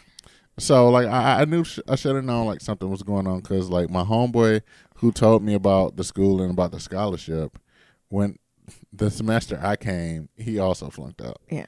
So he got y'all niggas. We did not run in the same circles. No, it didn't. So he got kicked out because doing the same shit, partying, all types of partying bullshit, right? So when I got there, he was like, "Oh man, like I'll be back." I just got to take, like he going on sabbatical. Yeah. Like he a grad student. Like he taking time to rethink himself. All right, I'll be back. I just got to go back to Detroit, take some classes, and I'll be back. But I'm going to put you with everybody.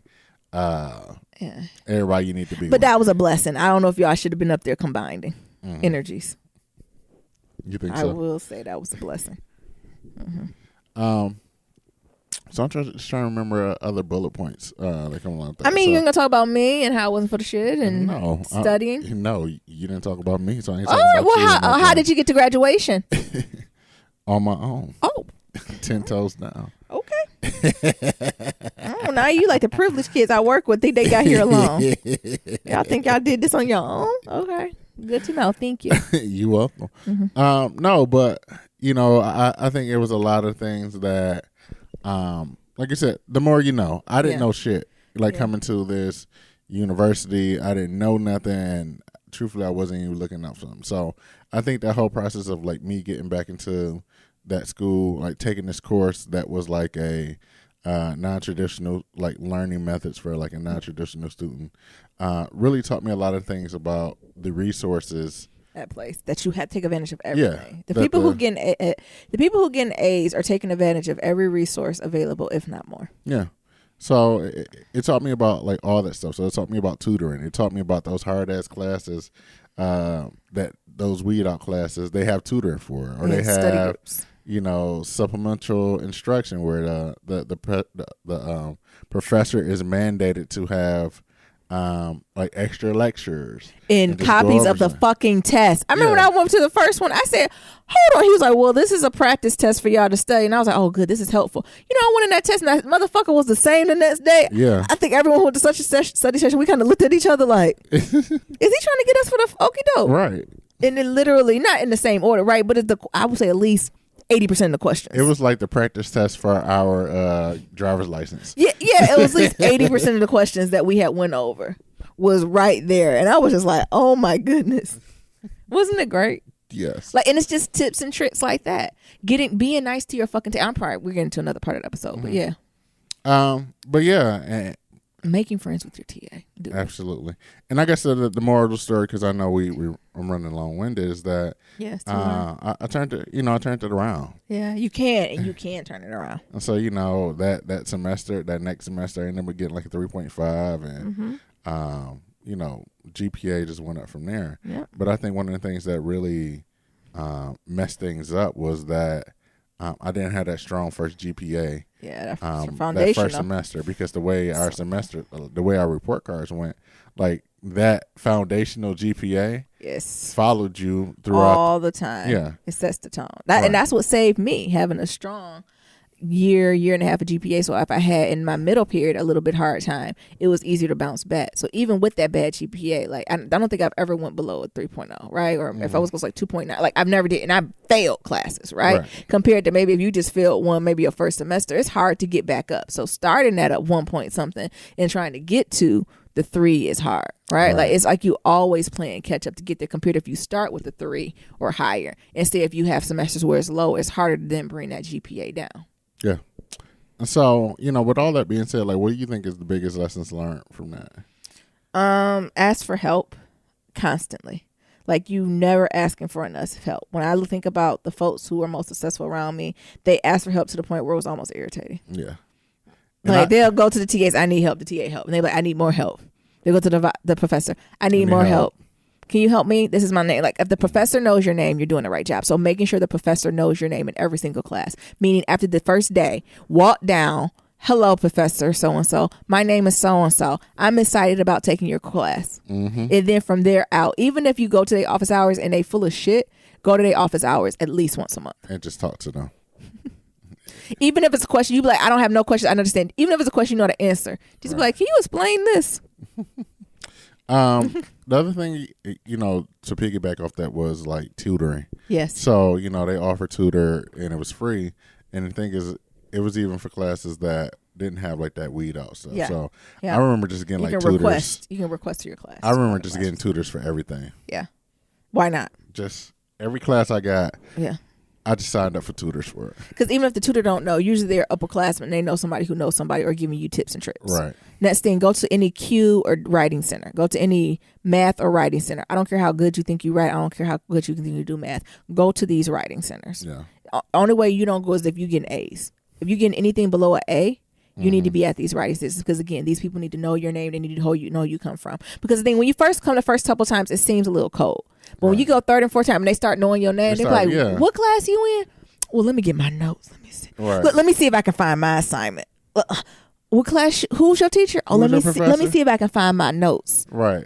And then they start exchanging shit like that, where you get an example. Although the professor going to change some stuff, but sometimes they didn't know. But foundationally, it's going to be the same, right? They're not going left field with the type of questions they're going to ask. Like, seeing a question that they asked in 2 years, they're going to ask something around a similar base, or you at least going to know the structure of the sentence they're going to ask you, right? So that's how you start building relationships. I think people think they're going to come 1, 2 times, even 3, and think you got a relationship built. It's about being consistent and persistent and building those relationships.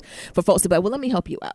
And I think that was one of the cool things about getting a tutor there, because they asked the professor, like, give us a list of people in the class that got an A from previously. Yeah.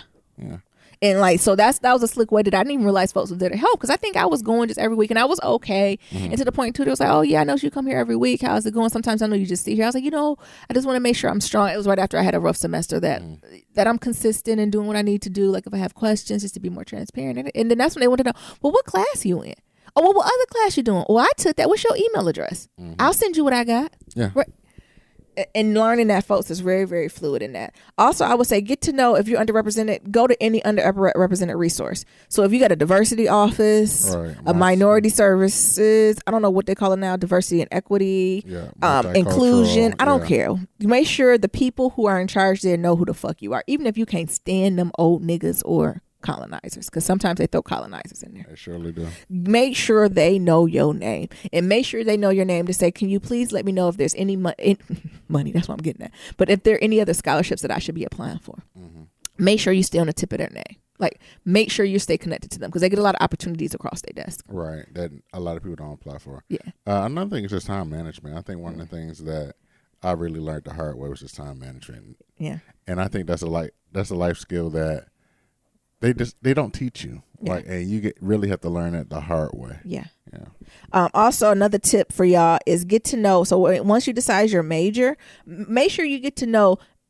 People sometimes say the department head. That's cute, but get to know who's that assistant.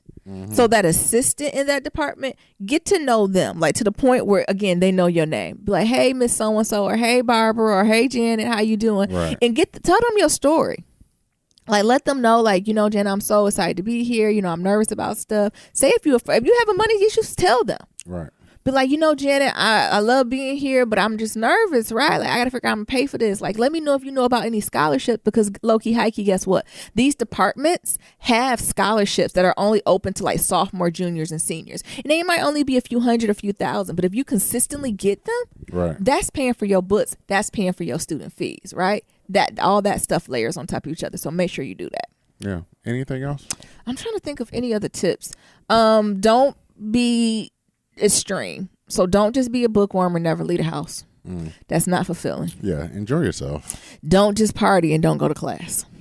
You're there to get a degree. I always tell folks, you need to leave with more than just a piece of paper. So have experience, have friends. Know you're going to have some rough situations. It's gonna be up and down. Wear condoms. Don't take Molly.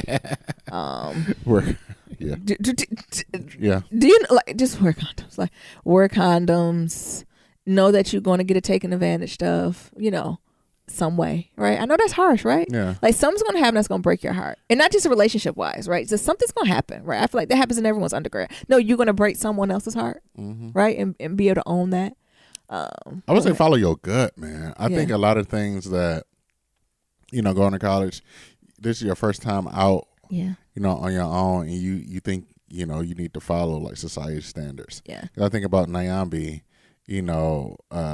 majoring in biology and chemistry. Yeah, I should have did like sociology. Because the only thing she knew is all black successful people are doctors and lawyers. Yeah. And she said she's going to be a doctor. Be a successful black person. Right. So I guess I need to check this box. And I even think the same thing with like my major. Like if I had to do it over again, it would probably be in like some type of broadcasting radio, because like I think that was my genius zone back then. Like I DJ'd, during college, and I would say technology and media has always kind of been my thing, but I kind of strayed away from it because I felt as if it wasn't something that I can be valuably successful in.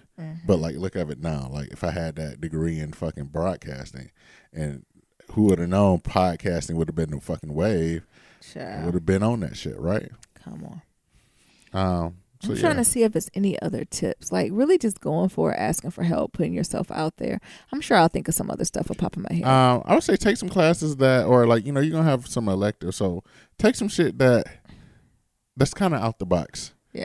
So 1 year I took pottery. Oh my God. Yeah, Nero was getting on my nerves. Like I think I took bowling 1 year, but I was like, I just had an elective, like 2 credits I need to knock out. But Nero was going deep in that, and I was like, I'm not here to play. This class is actually frustrating. Like that wouldn't bring me no joy. It's like I'm bowling, and this is bullshit. So I did shit like that. Like I took golf 1 year. Yeah. Just weird underwater basket weaving. Yeah, just to learn shit. Just to like try something different, because you're gonna be in your genius zone, but I think those are classes that help me become well-rounded. Yeah. From my experience working with folks on academic probation, if you're doing bad, tell somebody. Don't hide it. I'm a hider. Tell everybody. Somebody to say, I'm doing bad, I need help. I'm doing bad, I need help. Tell everybody. And also I would say, if you do bad, you go to the end of the semester, take a W. Do not flunk the fucking class. Yes. Do not get below a D in the class. Take a fucking W. Withdraw.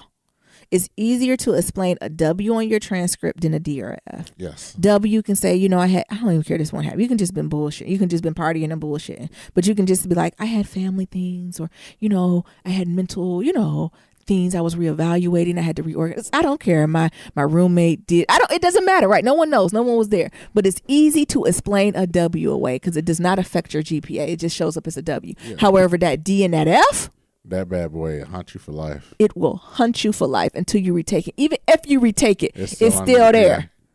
So take a W. That's the biggest thing. Like, because the classes that the semester I did rough on, I should just withdraw from true classes, and I could have had a nice 3.6, 3.7 GPA. Do you notice like that? That would have flipped it completely around. But that was the thing. Like that was one of the, I would say, being a brown person. No one told you. Like nobody told you, but if they did, it was like, ooh, you taking a W? Ooh, that's bad. It's like, what? Yeah. It's better than a D? Yeah. How you gonna explain that to people? And I had a rough semester, and I had to prioritize that over this. Right. And it's simple. Which shows I have high prioritizers. That then leads into a strength. I'm able to prioritize well. Mm-hmm. And I know with my limit, take a W. Do not fail. Do not get Fs. Not worth it. All right. If we think of other stuff, we'll share with y'all. But that's it. Do we got Shout Out Friday stuff? Yeah, we still got some Shout Out Friday stuff. Oh, wow. Oh, shoot. Let's roll then. Y'all got another all week? Oh, hell no. Y'all ain't getting no more 2-hour episodes. We keep saying it and keep having the lures like, watch me work. All right. I'm going to put that PayPal up. Yeah. But again, before we finish, is there anything else you can think of? No, I don't think of anything right now. Alrighty. You going to start? Yeah, we got this kitchen table. So do you want to do this? Let's do the email. Yeah. This one? It's Shout Out Friday. Let's go into the emails. Okay. Yeah. Excuse me. You act like you ain't hear me. Well, I didn't understand you. Okay. Well, you want to start off with this one's talking about Black Salon, so I think you should do this one. Okay. The name is from Shay. The subject is Black salons. It says, good morning. First off, I love you both. This show gets me going, and now at my now corporate desk job. Lord knows these white folks be confused when I bust out laughing in my cubicle, since I'm the quiet one. Anyway, I'm also a nail technician that has worked in air quote Black owned beauty complex, which includes barbers, nail technicians, and stylists, and a air quote white owned beauty spa. Oh, come on! Did she say a Black owned beauty complex? So the projects, and then a white owned beauty spa. She better come on, which included everything from stylists, esthetician. That's what I'm saying. A massage therapist, get you a little wet, something, and also a nail, an Asian nail salon. Which out here they is a little different than them Asian nail salon. Back out east, it was a little better. Out here it's a little rough around the edges because they be cutting hair in the nail salons here. Yeah, I walked in and got my nails done. She's like, "You want a haircut?" I said, "No, ma'am, just a gel manicure." Shit, she might do you. No, she cannot, because the way she was rolling up on that hair, I feel like she just put a guard on and just started going at people's head. So yes, I've done it all, but the biggest difference is branding. Most white-owned salons are branded, meaning that are owned under a certain hair care company. Got you, such as Paul Mitchell, or Aveda. Is that how you say the name? Yeah, Aveda. Yeah, I know exactly the AVEDA. I know exactly when I see it. So they have to follow certain policies, regulations put in place by the company and use most products provided by the company. Also, a lot of their stylists are brought on as interns or recommended from previous beauty schools that point out that the individual skills are well. That's how I started at the beauty spa before moving on to other salons. Most of these salons hire their stylists on payroll versus what most Black salons do only after booth rent. Yeah, why Black salons is always like, I don't know, it's weird, right? Mm-hmm. Booth rent, meaning you make your own hours, prices, buy your own products. So unless the owner is going to pay for these amenities, air quote free water or training, it's up to the individual stylist what they want to provide for their clients. Another thing that was what you see. Oh, hold on. Another thing that you see while in beauty school is weaves, braiding, and natural hair care. 9 out of 10 times is not taught in hair school. So it's up to Black stylists to learn and perfect their craft on their own with their own money. There's no Black beauty schools. That's a problem. Yeah. It ain't no Black beauty schools that's teaching that. That's a niche. I'm about to open it and charge you bitches all types of money. Because then I'm going to be funny and get it what the white folks do. Regulate it. Right. This is called the Nyambi method.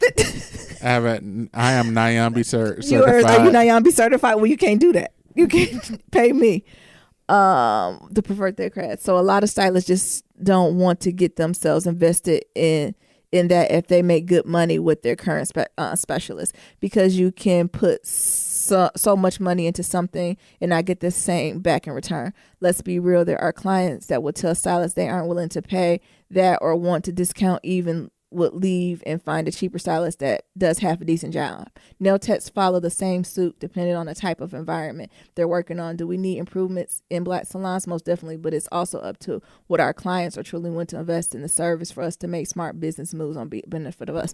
Nah, not going for it. Because what I would do is go work at the white salon and just tell you bitches you got to come see me there. Uh-huh. What? Ain't the white salons booked? They booked and busy. And right, I'm on payroll, right? So you can put somebody in my chair or not, I get what? Paid. And then I'm going to bank the money I get to then, first of all, that's bullshit then. I'm going to need stylists to advocate for themselves. What, y'all don't have no training on waves, weaves, and braids, so y'all bitches is just going off hood. Oh, hell. She done fucked it up for me. They learned it from back when they was playing with Barbie dolls. Braids is different, right? That's more cultural, but a weave? Oh, shit. Y'all ain't getting, so we don't know what this weave, it's just like perms. So they gluing all this shit to our head. We don't know what the effect gonna be. I got scared. What? Oh, shit. You ain't thinking ain't no regulation? Well, how was that, though? Something about that don't seem legit. Or is the Black beauty schools trash, too? Oh, my God. Jesus. What? There's a lot going on here. That's a lot going on, but I still feel, I don't know.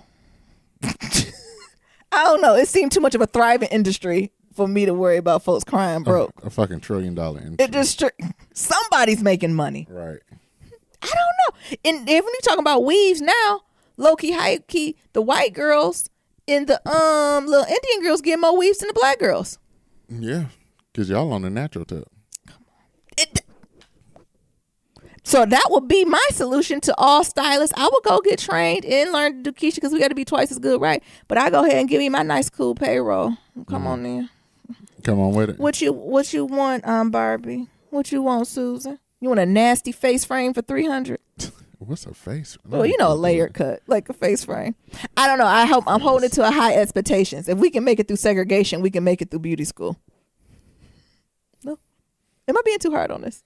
I've had too many bad experiences, I think.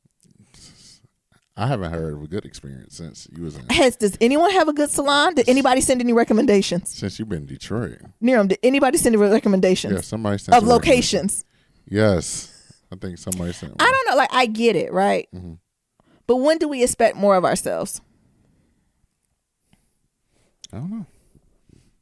When do we expect more? And when do we push more to be like, yeah, I get that, but do better? The thing is, have you ever had a good experience? At a black salon? Yeah. It's been a long time. Since high school? Yeah. Since being in Detroit? Since being in Detroit. Well, Detroit is like the mecca of hair, though. So that's why I'm saying I've seen it done. Right? And that was in the 90s. Mm-hmm. And like, you know, I know I was talking about champagne and all. Like, that's not even necessary for me. I would just like to be able to make an appointment.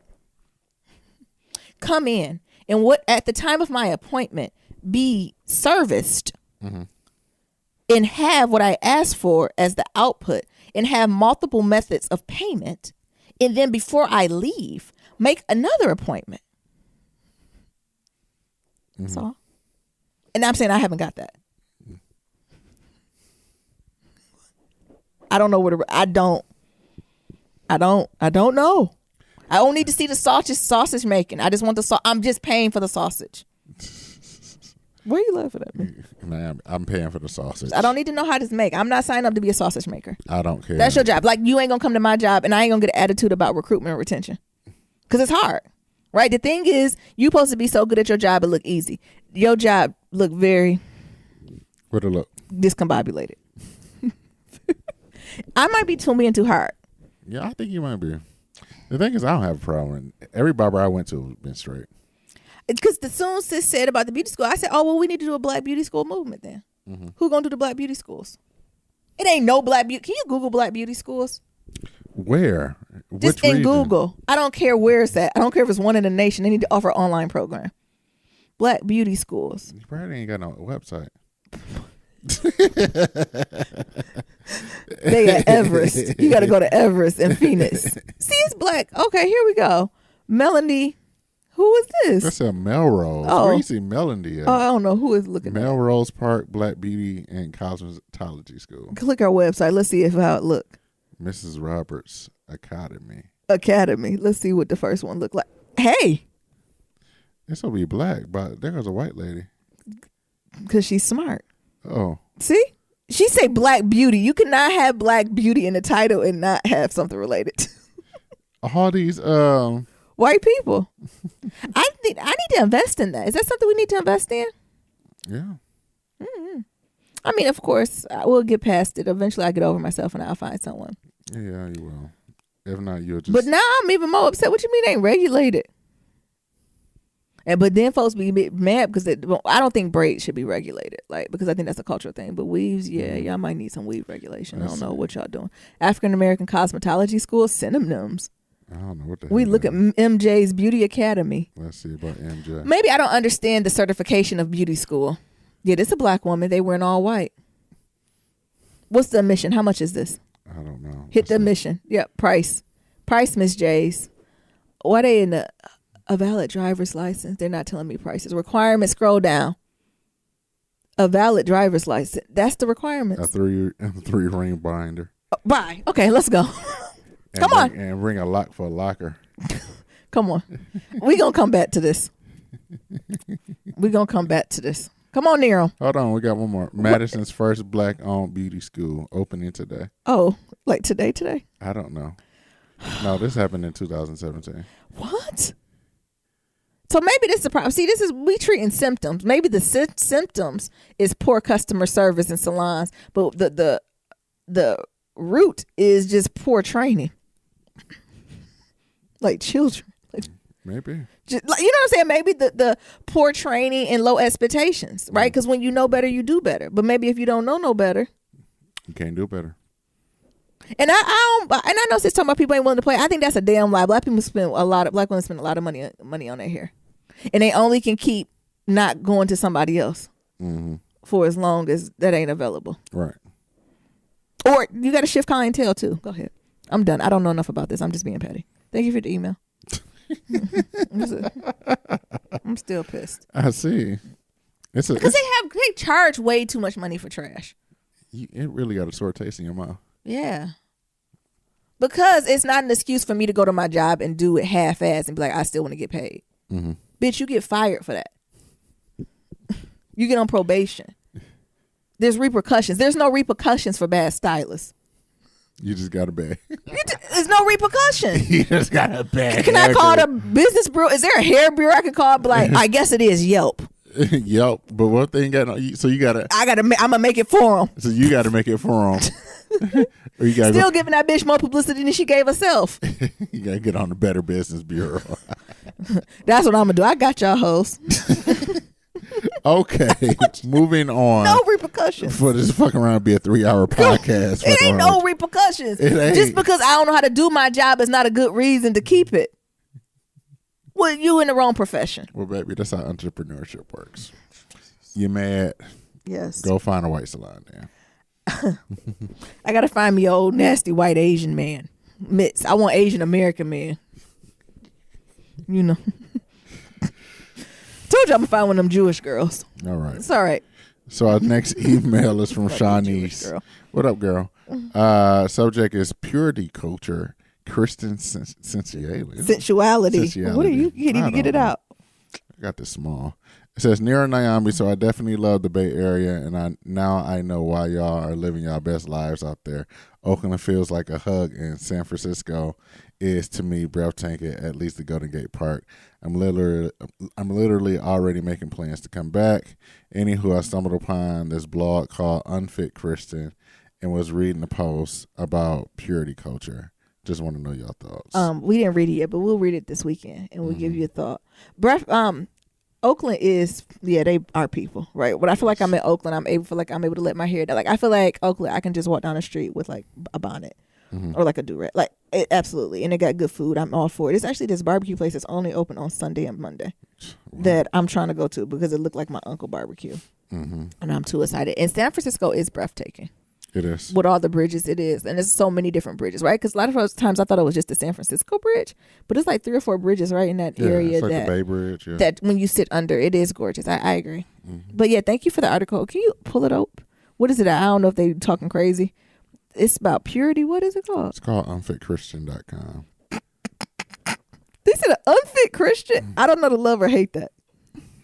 Anything with purity in the title relates to me to like white supremacy and like to women I hurt, I'm sorry. Nope, I don't have time. The price of purity culture. Regrets, faith, and sexual. The sentence begin with to the women I hurt, I'm sorry. Closed legs, closed minds, and purity culture. I'm for it. Fast-tailed and hot, the history of black woman sexuality. Well, I'm just reading it. Whom has the sun set free? Amen. My sexuality is not in opposition to my faith. No. Oh, no happily ever after. No hetero women desire miscarriage too. Oh, Jesus. Miscarriage. We're since jumping. Marriage. Oh, marriage. I said, wait a minute. Marriage, baby. Towards a saved, sexual, and sanctified outlook. Oh, yeah, I'm going to read this weekend. I'll be back. I'll be back. Come on. The recovering celibate. The recovering Y'all know, I try not to talk about celibacy. And they got further reading. What further readings? Oh shit! Oh, she cited her sources. She done did a bibliography at the end, an annotated bib at the bottom. Yes. Yeah, that recover celibate. I got a couple friends who are like, I'm celibate, and I think they were looking for me to say something else. I was like, oh. Here's another one about black hair salons. This is from. I need to stop. This is from Elena. Elena who? Elena. Alana. Come on. You reading? No, it's real. Why I gotta read it? Because it says, "Hey Nyambi." You're making me the bad guy. It says, "Hey Nyambi." Yes, our hair salons are a whole nother word. I agree. As for you and your experience in the valley, slurring your words. As for you and your experience in the valley, I think you should talk to the stylist heart to heart and tell her what the experience has been and let her know what your expectations are. I've heard you give relationship advice in the I was gonna say in the shower, in the show, and every time you tell people to establish the expectations by spelling out the details out. This is a relationship, right? So help this woman out. Well, at least try to by giving her some tips. One thing I find, she getting your ass together. No. The thing is, it's not a relationship. I'm paying you. It's still a relationship. Sure. We got to be mutual. Never mind. One thing I find when it comes to Black people and Black business is that when we patron a Black business, we are not completely satisfied. We say never again and tell everyone, but we aren't satisfied with white businesses. We give them a second, third, and fourth chances. If Black people want Black business to do better, then we have to be willing to give constructive criticism. Hopefully the criticism went well received. Give your girl another chance. Paint the picture for her about the value of your dollar, the Black dollar, and show it's how she could get more of them. Explain to her how she has come up, basically. I'll try. I just don't have these experiences at white. What experiences are y'all talking about at white? When I'm paying white money to white people, I've never had this experience. Are y'all talking about being like followed at Target? But when I pull out my platinum card, I get very good service. What was that there? When you pull out your platinum red card? My platinum red, look. Oh, Miss Nyambi. That is a socioeconomic thing. That still ain't fair. But I haven't. Have you had bad experience at white places? To the level of Black. Like I think I am giving slack to the Black businesses. Because if I was treated like this in the white people, I would call it wouldn't be. You call corporate. I'm getting them fired. But right? you can't call corporate at a booth rental. Who you calling? Jesus. You can't call corporate at a booth rental now. And then I'm working on my own piece, and I'm trying not to be like Cardi B and Nicki. So that's the thing. At Paul Mitchell, you can call Paul Mitchell. And say, I can't be calling Keisha her salon. She's like, well, honey, she paid her booth rent. Right. You call them, you might catch them hands. And I think I do. Like when I come to vent about Black business, that means I've gone to the point of like, this is disrespectful. I don't even give white people the opportunity to be disrespectful. Mm-hmm. Like I don't. Like it's not even the option for white companies to be disrespectful to me. The most I feel taken advantage of is when I go to Black business and they do me wrong, because I do go back and I still pay them and I still tempt them. I don't do that for white companies. I don't even allow, like the way slavery set up, it doesn't allow me to. So I'm not one of them Black people that be like, oh, white people treat me bad. Hell, if I even go into Target to have a fucking bad experience, I'm calling corporate and everybody in the fucking middle until they hear me and they give me at least a $30 Target gift card. So no, y'all don't gotta worry about that. I'm giving folks the slack. Like when I'm to the point where I ain't helping the Black business, I'm done. Like I'm buying niggas. But I hear y'all. I do better. I think I'm just gonna go to Natural Salon. I call Amazon corporate. They gave me $40. Come on. Don't think I don't do it to the white people. The white people just resolve it because they don't have time for them. Right. The thing is, I don't know. We got to stop doing this though. Niggas know what good customer service is. Yeah. Provide it. Do it. You know what's right is right and what's wrong is wrong. Come on. You know what's right. You know when you fucked up. Mm-hmm. You ain't get this far to not know. Right. If you can't do that haircut, say it. Say it. Own it. I can't do that shit. Yeah. Don't be like, yeah, I can do that. Yeah, that's cute, ain't it? Mm-hmm. You old conniving nigga. Can't do a damn thing. I don't know. Yeah, I know. I'm more. I am fine. No, maybe hair is a little different too. Like if you send me a shirt and it got a hole in it, I'm more likely to be like, well, maybe it's the company. Mm-hmm. But you're doing my hair. And I think that's something. And thing is about hair, like you either got to cut it or you got to let the shit grow. I gotta wait another year. Might not live for another year. No, but I get what you're saying, sis. Setting expectations, and mm-hmm. I thought I did. So now you hard of hearing. So how did that go when you set expectations with your stylist? She apologized. Oh God. So yeah, how did that go? You didn't talk about that. I mean, it went how it was expected. Meaning? oh, sorry, sis. Yeah. I just had so much going on, and the mama and the daddy and the sky blue and da da da da. No, I appreciate you. Here, I got my husband picking up some Taco Bell. Let me get you something. Hey, bitch.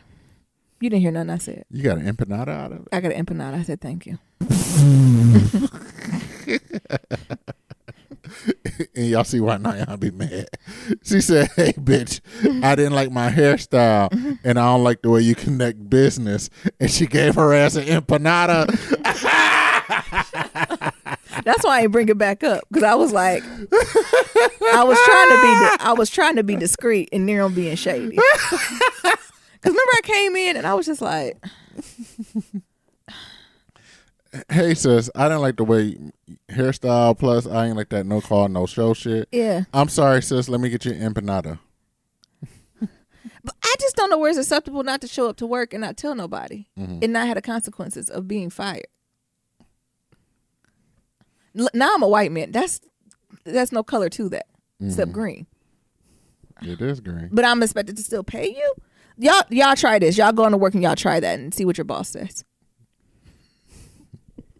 Come back to me. Set the expectation, though, that you meant well. I mean, I think, okay, so if we're going to do Nyambi rule, right? So which one was more important, the intention or impact? So should I ignore the impact that this had on for me just because she had a positive intention? That's some white supremacy shit to me. That's the root of white supremacy and gaslighting. Oh, well, they assumed good. Well, the impact is greater than the assumption.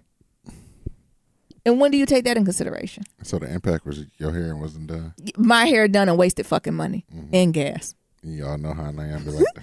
Yeah, no, I ain't giving up on black people. I'm gonna find another salon. It just might take me 6 months. Well, you might try this one. We got an email from Tracy B. Did you cut me off? No, but I hear y'all. Like, and the thing is, we talking as friends, right? Right. I wouldn't go on Yelp and slam her. Like, I wouldn't do Better Business Bureau and slam her. Like, I wouldn't go in and cuss her. Like, I wouldn't do that at all, right? Because I don't want her business to suffer. I'm just talking and venting. If we was at the kitchen table and y'all asking how my week went, I'm like, well, your niggas, your people.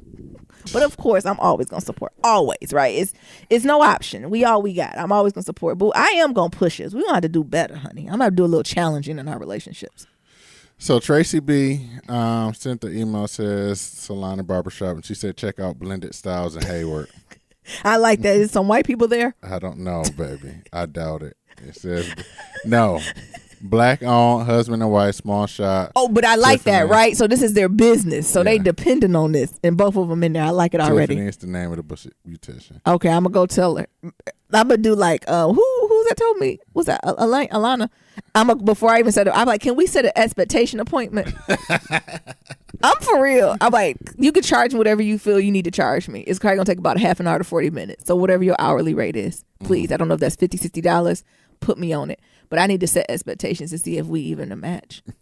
You need to have pre-interviews with them to see if they even match. And at this interview, can you please bring pictures of your work? I'll pay you. I'll pay you for your time. I'll pay you for your time.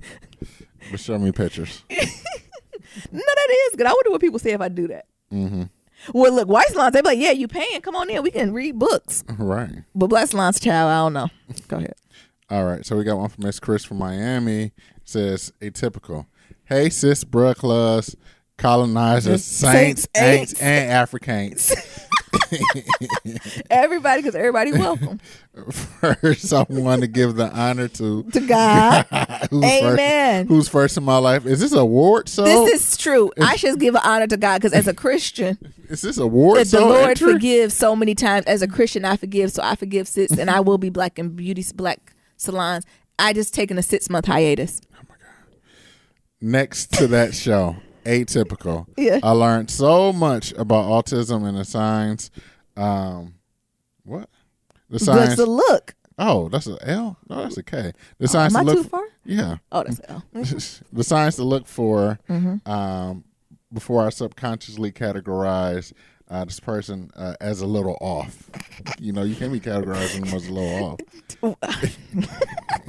Other shows that I love us for real. I love us for real. Other shows that have giving me insight about autism is a show called Parenthood. You watch that show? Yes, I love Parenthood. In the show, the son has Asperger's. You should check that out. Form of, and let's not forget the infamous Forrest Gump. Y'all, many people don't realize that he wasn't just slow. He was actually on the spectrum. Come on. That's all. It took me years to realize Forrest Gump was autistic.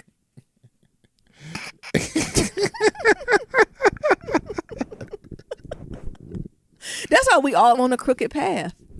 We're on a crooked path spiritually, intellectually, morally, culturally. We're all learning. And that's what I'm saying is each one teach one. So we got to expose each other to this so we won't be out in these streets looking crazy. But I'm with you, bruh, because I ain't know Forrest was autistic. Like we said, a little slow. And we say it as a term of endearment. Mm-hmm. We don't even mean disrespectful. Sometimes when a colonizer say it, it feels nasty, right? It feels real nasty and, down playing. But black folks, we be for real. We be like, oh, well, they're a little slow. Like leave them alone, right? Like, but leave that boy alone. You know he's a little slow. Like, don't do that to him, right? Like, don't play, right? I feel like that's how we say it in our culture. I never forget. I got a distant cousin, or maybe a second cousin from Cleveland, who was at the family cookout. I might have told the story already, and he was fucking it up. Like, he was just fucking it up on that 1-2 beat to the point where we had a piece of chicken on his plate, and he, the chicken dropped, and I was like, oh, cousin, I make up tea.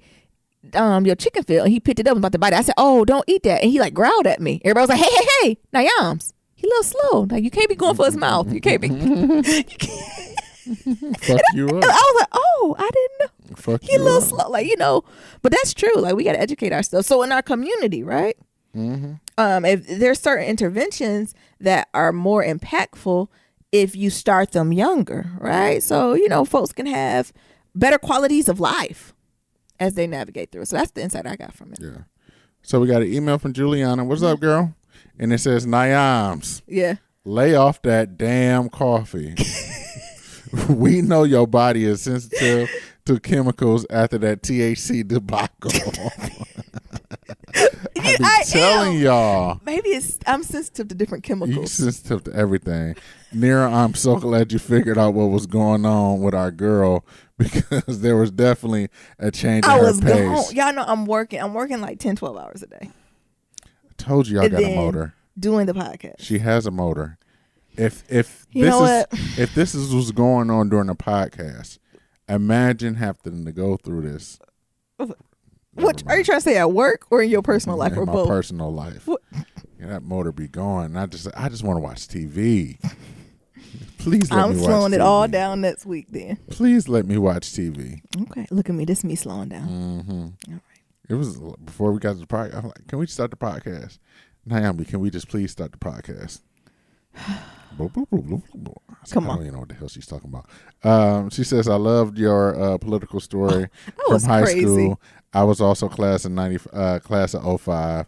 I was big into NAACP, and we had contests for our membership drive. And when I tell you, I even had the country white boy signing up with my sales pitch and relationships I built. I did that. Yeah. Remind me of that time. We even knew about Cash Tech down here in Jackson. Great segment, y'all. Okay, I'm going to do this Apple review later today. What you waiting on? What? Stop rushing people. People working. Happy y'all have a great rest of the week. It's something about that hustle up. You got to be having that hustle up. Mm-hmm. All right, I slow down. I'm taking critique. Slow down. I'm going to set expectations. I love us for real. She just made me so mad. I know. I know. Make me so mad. I want to find me an old black salon.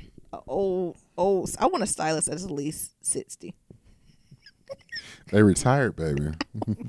They can't be doing. They can't be doing hair. I want her to set me a 6 a.m. appointment on Saturday. They can't be doing hair and getting Social Security at the same time.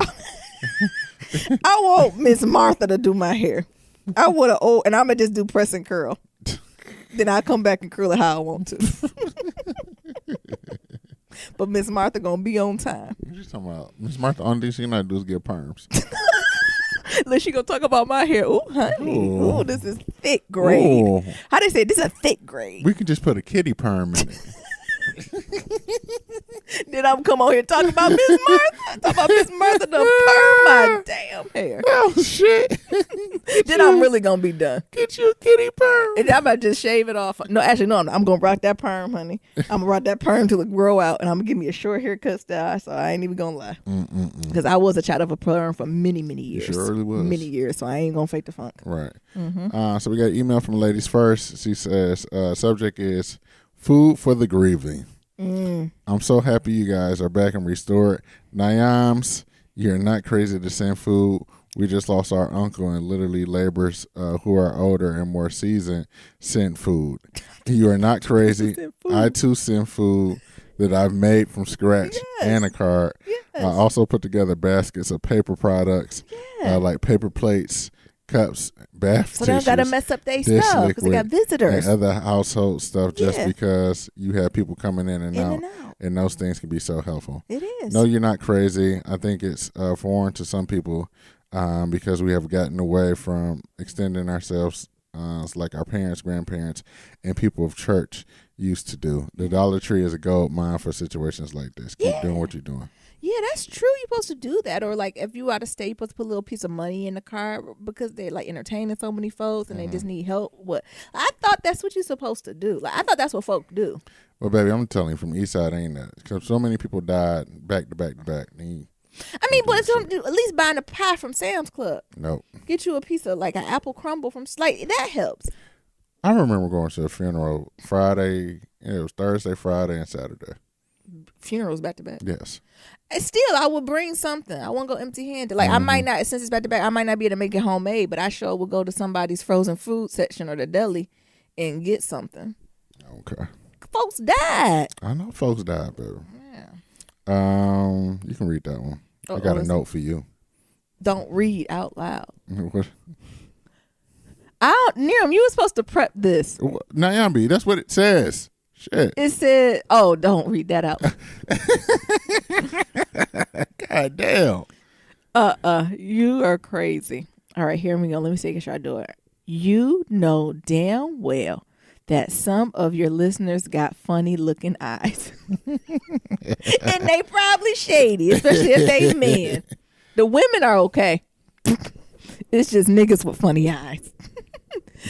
You better stop. Laughing emoji. I dated one or two light bright guys with hazel or green eyes back in the day, and both of them air quote modeled. Who is this kid? Is about to make it sound like I'm the bad person? And she told me she done dated 2 house cats that modeled. She about to y'all already done tore me up on the black beauty salon. Y'all gonna tear me up on these funny eyes. It says, you know, when dark skinned niggas wasn't it. Y'all did have an ear because Neil, you're darker. Yeah, you dark skin. I'll put you in that. Y'all didn't have an ear, and we showed it. Shade. But they grew out of their bullshit, just like the darker skinned brethren. Just like I grew out of my light contact wearing phase, chasing European beauty standards. Ain't that a word? Thank you for admitting that you wear contacts and you've grown out of it. It's still, I really don't trust black people who wear colored contacts. Why? It just does something about it. It just says, don't trust me. You 35 years old. We're colored? Wearing like, and I'm not talking like maybe a lighter brown, right? That's different because that's still in the family. But I'm talking about blue contacts. I don't trust. You 35 years old. Wearing blue contacts as a black person. Sis, something about that don't sit well with me. Maybe, I give more slack to the young babies, right? But you hit a certain age back, I'm not here for you. Mm-hmm. Now I'm where it says, now I'm natural hair wearing, pro-black everything buying, lounging in this bed in my Black Love Matters razorback dark gray tank wearing, laughing and kikiing at your fast talking, can't handle caffeine drinking ass. Shut the fuck up and living my best poor ass life. Come on. I love y'all. I love how our community, like, we can love on each other. We can like be like, nah, you wrong or you right or see this side and still make it. Right? Do you know what I'm saying? Like, I think that's the beauty of our community. Like, we can send one email talking about, yeah, you right on point, sis, I'm with you. And then the next week be like, nah, but you on some bullshit. Like, get yourself together, right? But we still able to receive it and love each other. Right. Like, that's what I love about this community. I love y'all. I missed y'all. Just sending a little email because I haven't in a while. Oh, and I'm 35 and with a puff of J if offered every now and then. And then even have a little bit of edible. I got out of commercial packing, not a clear. Oh, she classy. Not a clear Ziploc bag. Some random dude flashes in my face. Come on, this is the way you're supposed to do it. Because I think the kids be too. Forgiving's not the word. Too naive. No, I'm not taking that shit out this man's hand, and he probably ain't washed his hands in a week. I'm not taking any of this. I'm gonna say adventurous. What? That's a nice way to say it. But I just at my age, it's not even the judgment that you're doing it. This more so the judge. It's not the judgment of the drug. It's like the judgment of the person. Right. To be like, okay, so when he got this drug, did he wash his hands? Probably not. Not the way I'm knowing. Where did you say you went and you said nobody washed their hands and you washed them? Oh, shit. Where were we? We were all together. Oh, we was at the bar. Yeah. With your coworker. Yeah. And I had to go use the bathroom, and then I washed my hands, and the dude was like, oh, man, you gonna wash your hands? See? And I was like, yeah, you should always wash your hands. No, now I gotta wash my hands. Move out the way. Oh, see, that's that nasty shit. I'm not even worried. No judgment. If you're going to do what you're going to do, right, do it safely. That's all I say, right? And then his ass just had the nerve just to rinse his hands with some water and then wipe it on his pants and go after taking a shit. And you know he ain't, oh my God. And you know he ain't washed the pants. No. Oh, nasty ass. So I'm with sis when she said every now and then she puff a J if offered, and every then she'll have an edible. But she said she got out the commercial packaging, not a Ziploc bag, some random dude flashing away. Come on, I don't want press and seal. What you talking about? I want something that is airtight. I want someone who has a business. I got to chop up my gummies so you don't eat all of them.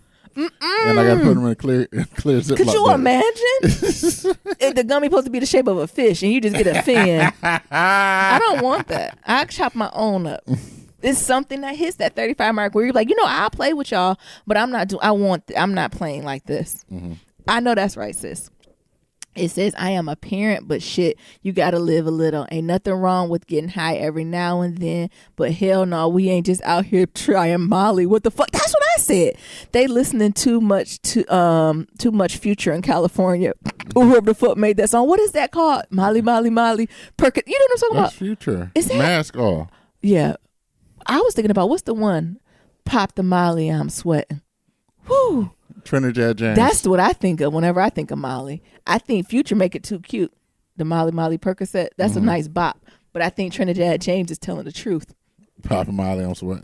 Woo! It got to be that experience. Anyway, P.S. Where is the app with emojis of black women with twist out and froze? Every time I use that emoji, I wonder about that. That is true. That would be a good little project. It would. No, thank you for the email. That's true. Can I just agree with everything she said? Yes, you can. Like, even with the edibles and the marijuana, I think my advice to folks who are experimenting and trying drugs, right? Read the instructions and follow the instructions. But the thing is, like sis say, these kids ain't getting no instructions. They getting no dollar store Ziploc bag. Well, what about you? Child, I thought I was a G. The way obesity set up. But the way obesity set up, I was addicted to the sugar, not the other stuff. Let me get two out. No, nigga. But it's just something I tend to sway a little bit more for the natural. So I like things that come out the earth and not the lab. Mm-hmm. So things that are created in the lab just scare me a little bit because I just don't know who in the lab. Oh, okay. But no, I'm with you. Go ahead. We got one from Brianna. What's up, daughter? It's a subject, call a thing a thing. Woo child, what a sermon. Black hairstylist. I'm motherfucking tired. I gotta stop. We're going to have a healing circle. How many healing circles I done had? I need to get better where I'm not in the healing circle no more. I'm being too vulnerable with y'all. I'm motherfucking tired. You preach the word here. I'm right here with you to the point where I'm going to learn to do my own shit and another motherfucking thing. Why you tell me you can do this shit and come out to find your ass can't? You think you can do this shit, but yeah, you can't do that shit. Or my thing like, we was talking about how her arms get tired. Yeah. Said, baby, you gotta work out. Near my arms get tired. That's why it's hard to do your own hair. I'm like, oh Lord, I just pay somebody to do the back of my hair. Stop that shit. Mm-hmm. And another thing, if I tell you to trim my hair, stop telling me I need to take 5 inches off. Shut up. We gotta work through this as a community. We gotta work through it. That's so funny. Black diagnosis. So much truth here. Remember when I said I was catching up on all my shows where I literally just listened to an episode for on therapy for Black girls. It's a good stuff called Autism Awareness. Oh, good. Where they speak volumes about the topic of Black women being labeled instead of diagnosed. The episode goes deeper into it, and it is definitely a real thing. Oh, I'm gonna listen to it then. Thank you. Not only is there little to no awareness, but most of us are being told that is just characteristics of being Black. Those who are diagnosed are just put in a box and then left there. That's true. Like I said, I didn't have no research. That's why I told people I don't got the research. I don't know. I don't think I'm autistic. Maybe I am. I don't know, honey. But it got to be something different. But thank you for sharing that resource. We're gonna have to like link it or retweet it or something. I'm gonna read and see what it says. Okay. Next topic. Black plus size women. What did I talk about that? I talked about that's that caffeine. Look, what I said. Who was that? Portia on Housewives. Who said that? Who said that? You said that. Remember when I was talking about my nude photo shoot? Oh yeah. And we started talking about that. I did. Who said that? Yeah. Look, this is me. I ain't talking about no beauty salon. Who said that? This is where the preaching got really good.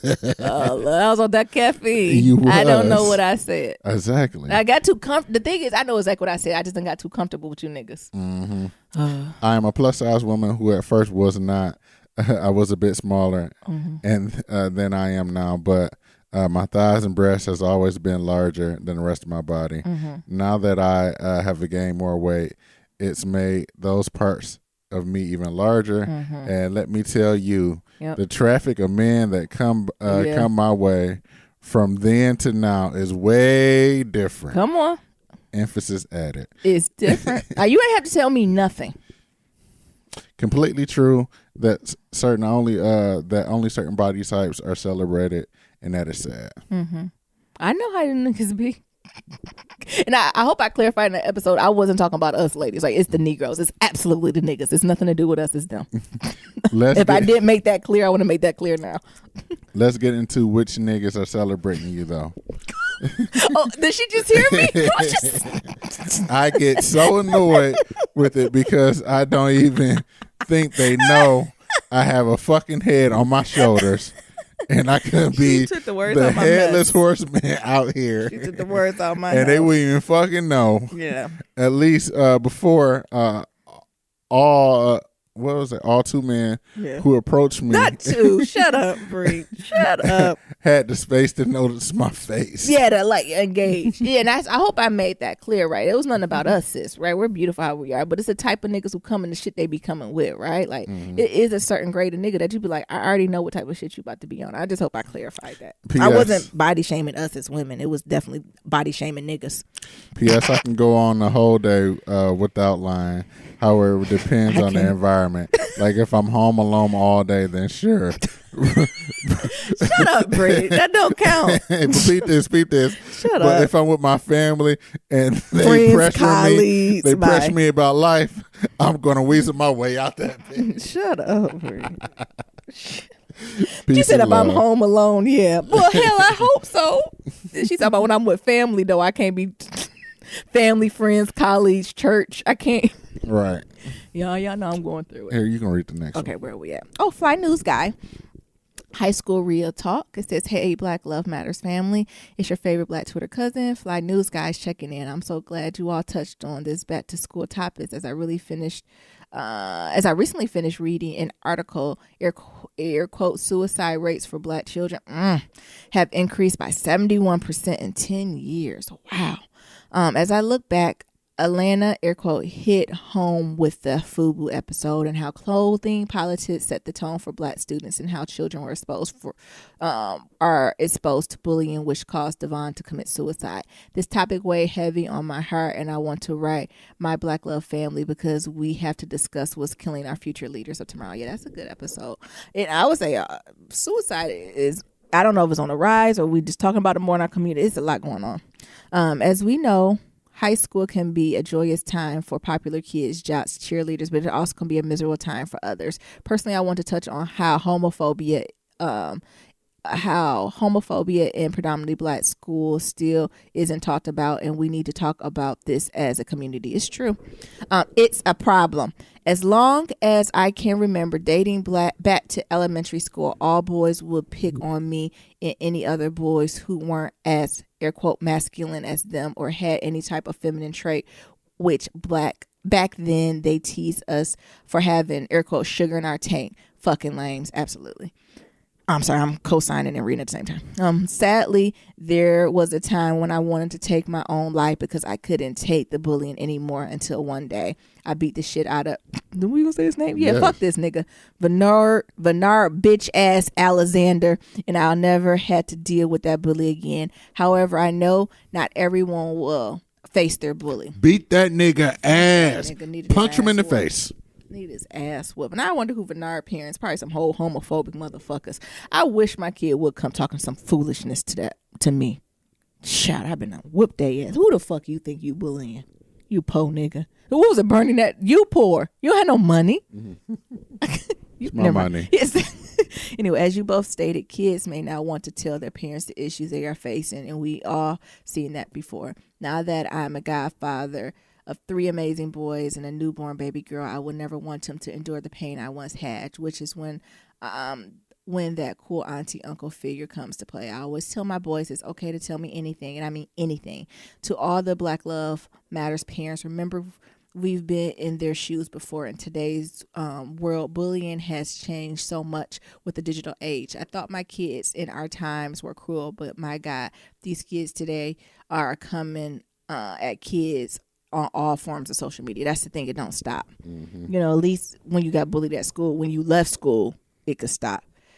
But now, you know, you get bullied through social media, and then, Jesus, God forbid, you getting bullied at home, right? Like, it's a nonstop, and that's emotionally, you know, draining and fatiguing and all the above. All right, back to reading. Please talk to your kids. Ask them what's going on. Is anybody messing with them? Not just physically, but emotionally. Honestly, I wish I had me back in my adolescence days, someone to talk with and know that it's okay to freely be myself. Lastly, for any listeners in high school, don't let anyone force you to come out about your sexuality. Do that in your own time. Ditto. You don't owe anybody in this world an explanation as to what you like. Trust me. The same ones who are picking on you for being sweet 10 years later will be sliding in your DMs asking you what's good. Come on. Niram and Nyambi, thank you for bringing this topic to the family. Peace and blessing. It's huge, right? Did Bernard slide in your DMs 10 years later? Child, I'm sure. You know, the thing is, I'm sure Bernard was going through his own shit. Right, you know what I'm saying? I'm sure Bernard was probably getting his ass whooped at home, told that he was stupid. I'm sure all this, right? This is cycles. This is cycles of trauma because hurt people hurt folks. Yep. So that's all he know. So yeah, I'm sure. But you know, he got the right one at the wrong time. That's fine. Yeah. Punch him in the jaw, honey. But I think it was something to be said about folks when you have kids, and I think I've said this in other episodes. Like, that's why you have to have a tribe. You have to have a tribe around yourself when you're having kids, because as Niram said and Fly News Guy said, they might not be comfortable coming to you. I don't know a kid in this world who's like, yeah, I'm comfortable coming with my mom to everything. Ask yourself, even as a grown person, would you go to your parent and tell them everything? No. Hell to no. Whitney Houston, right? But if you have a community of support, a community of confidants, a community of cheerleaders, a community of challengers, right? It's about having all those varieties of folks surrounded by your kid in their tribe. Hopefully, like Fly News Guy said, someone they will feel comfortable to go to and share, or someone will see themselves in that baby to be like, oh, I see you, right? Like, what you doing? Oh, I see all of that. Right. And see through. And that's so important, right? That's why I always say, I feel like I'm a good auntie. Don't know I'm at the parent range. But as far as an auntie and having real talk and having that real talk with the child and also being able to bridge the gap with the parent. Because that's something you're going to have to challenge yourself to it. Like sometimes you got to have the real talk with the parent and bridge that gap with them too. Yeah, you got to. I remember having a mentor that went to someone else and was like nervous about coming out, right? To the point where, she was like, well, maybe you should tell your parents, right? Maybe that's the first step if that's something you're comfortable in doing. And they were like, okay. And they were like, what if they say, it doesn't work out? She said, well, don't work out. And I think she then went with him while he was like having the conversation with the parent and said, and I think he came out to the parent. The parent just kind of like just took it real left. Like, and she was like, pack your shit. You don't have to take this. Right? Like, as a mentor, right? Pack your shit up. All right, come on. Pack up. That's fine. You told them what you said. This is how they reacted. Fine, let's go. And then she went to the parents like, do you want to be in your child's life? And do you want to be happy while doing this? Your child is gay. Either get over it or be upset for it, or live with not having a relationship with your child for the rest of your life. Goodbye. That's right. And being able to say that person to person, to say whatever you feel personally, if that's more important than you having a relationship with your child, you need to make sure you're okay with that with you and your maker. So huge. Yeah. Go ahead. You can read the next one. Oh, I'm still going. Oh, this is from Red Baron. It says the essence of realness, episode 175. The message says, sorry this is late. Congratulations for ending up being number 2 on S's list, even though I would have loved for you two to be in top spot. Thank you. It'll happen. God's plan. I am so thankful that more people will get to share in the joy that listeners on the first day, week, and month, and so on, that we got to experience. You have kept the same energy from episode 1 all the way to episode 175. Also, I hope you get asked to go to Essence Fest and be in the Black super concentrated magical energy, Wakanda forever. I feel humbled by the fact that a podcast I listened to with other listeners that we got to hear this news, being listeners before the news, just beyond words. It may bring you more opportunity. Thank you. We hoping so. Episode 175. Hearing how you both grew in school setting let me know that having parents around is an important thing, and being involved where parents can is a vital thing. Neon reminds me that situations can be really hard for children of color, and that it takes even more hard work at time to get ahead. I recently got a job after being unemployed, and I understand the difficulty of changing a resume to stay relevant in an ever-changing work environment and jobs that are quickly approaching college level. The new requirements tend to be crazy. That being said, Niram, keep going. You will succeed. Nyambi, yeah, I'm officially scared of you. You took over a whole school. And told white folks where to get, and I admire that so much. And it shows that we as people are very intelligent, and with the right drive, there continues to be no limit to our shine. It's a reminder that we should strive for better and be aware that we can and will do this.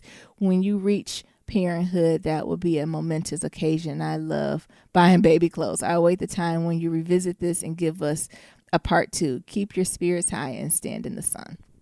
Red Band. Thank you. Thank you, Dan. But this is the stuff you don't even realize when you're doing it. I don't know. I thought I was hustling up. Thank you. And that's something to be said about journey, like our journey and trauma. And Niram, I think, you're one of the most resilient people I know. Like some of the things that Niram has gone through, then I'm like, wow, like really? Like this is how you bounce back from that and navigate it through. It's something to be said. And I know we talked about it like in different episodes when we discussed trauma or not having things, but it is something to be admired. And I always tell folks I'm super lucky to be in a household with 2 parents. But even with that, like I like to speak to the kids with 2 parents. Shit still happen. Yeah. Right? Shit still happens. It's still hard to be Black in America. And again, I keep going back to the tribe and the community and having these safe spaces for us to tell our truths, right? We can disagree on shit and still be family, like, and just get into that foundationally. I love it so much. Yeah, the thing is like it's This episode went way too long for Nero. It has. You know, I like to keep an episode nice 45 minutes to an hour. So he's giving you the best that he got, baby. Absolutely. He put it on his wedding ring. No, but what I was going to say is it's very interesting going back and like telling the story and just thinking about that, because we live in this day by day. Like this is just it just becomes regular shit. I remember where Nia and my best friend was in the car. We was driving to New York. Oh my God. And we was just telling like different stories. And she's like, yeah, I remember I was working at this bank and we got robbed. Like I got robbed at the bank. And he's like, what? And like that was the story. Like, yeah, I got robbed at the bank. I said, oh, okay. But Nia, wait. Can you tell me more about this? The being robbed at gunpoint, or was it just a Post-it note, or what was this robbing? And then she, started telling about it, and it's like, it became like a funny story. Like, yeah, this nigga threw a crumbled piece of paper at me. And I already know she threw it back. And yeah, she said I threw the shit back, and he put it back in there like, nah, nigga, you need to read this shit. And she's like, who you calling a nigga? Like, I'm sure it was a whole back and forth.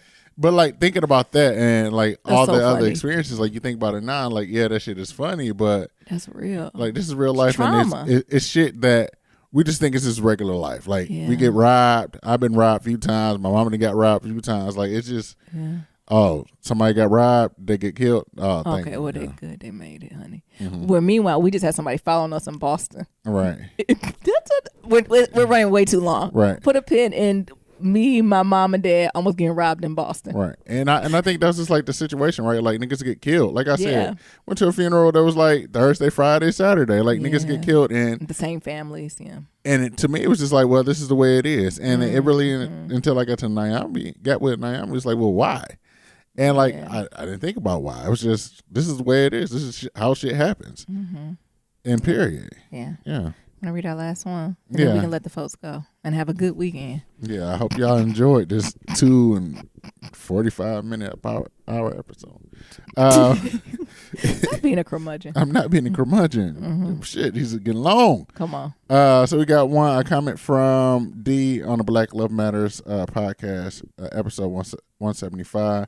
She says, hey, family, being raised in and around the South, it is nothing wrong for a family to receive entire meals to families when loved ones die. Dear used to make me feel bad about that. when we had the death of my dad, side of the family, the community, both church and local, fed us for an entire month of June and part of July over 14 years ago. I know most families would prefer certain things in lieu of flowers and food, etc. I know for my funeral, I want a repast only with plenty of food, beverages, and laughter. Blessings, Dr. D. Dr. D, you can't tell folks ain't no. She said, I just want a party. She said, I don't have time for y'all to be hollering over this casket. Right. That's the thing. All right, we're going to close it on out. Thank y'all all for this lively shout out Friday. Like, I love getting emails. I love the commentary. I love it all. And like, we just appreciate y'all because we know you don't have to take time to write it. So thank you. As always, to submit your Black Love stories, go to blacklovematters.com. And to submit your question for Kitchen Table Talk, shoot us an email at blacklovematters@gmail.com. And to leave a comment about anything that we talked about, feel free to do that on our website, SoundCloud, Stitcher, any form of social media. That's Black Love Matters and OK. Or leave us a voicemail at 508-784-1111, 508-784-1111. Talk to y'all later. And remember, love is ever evolving. Peace. Peace.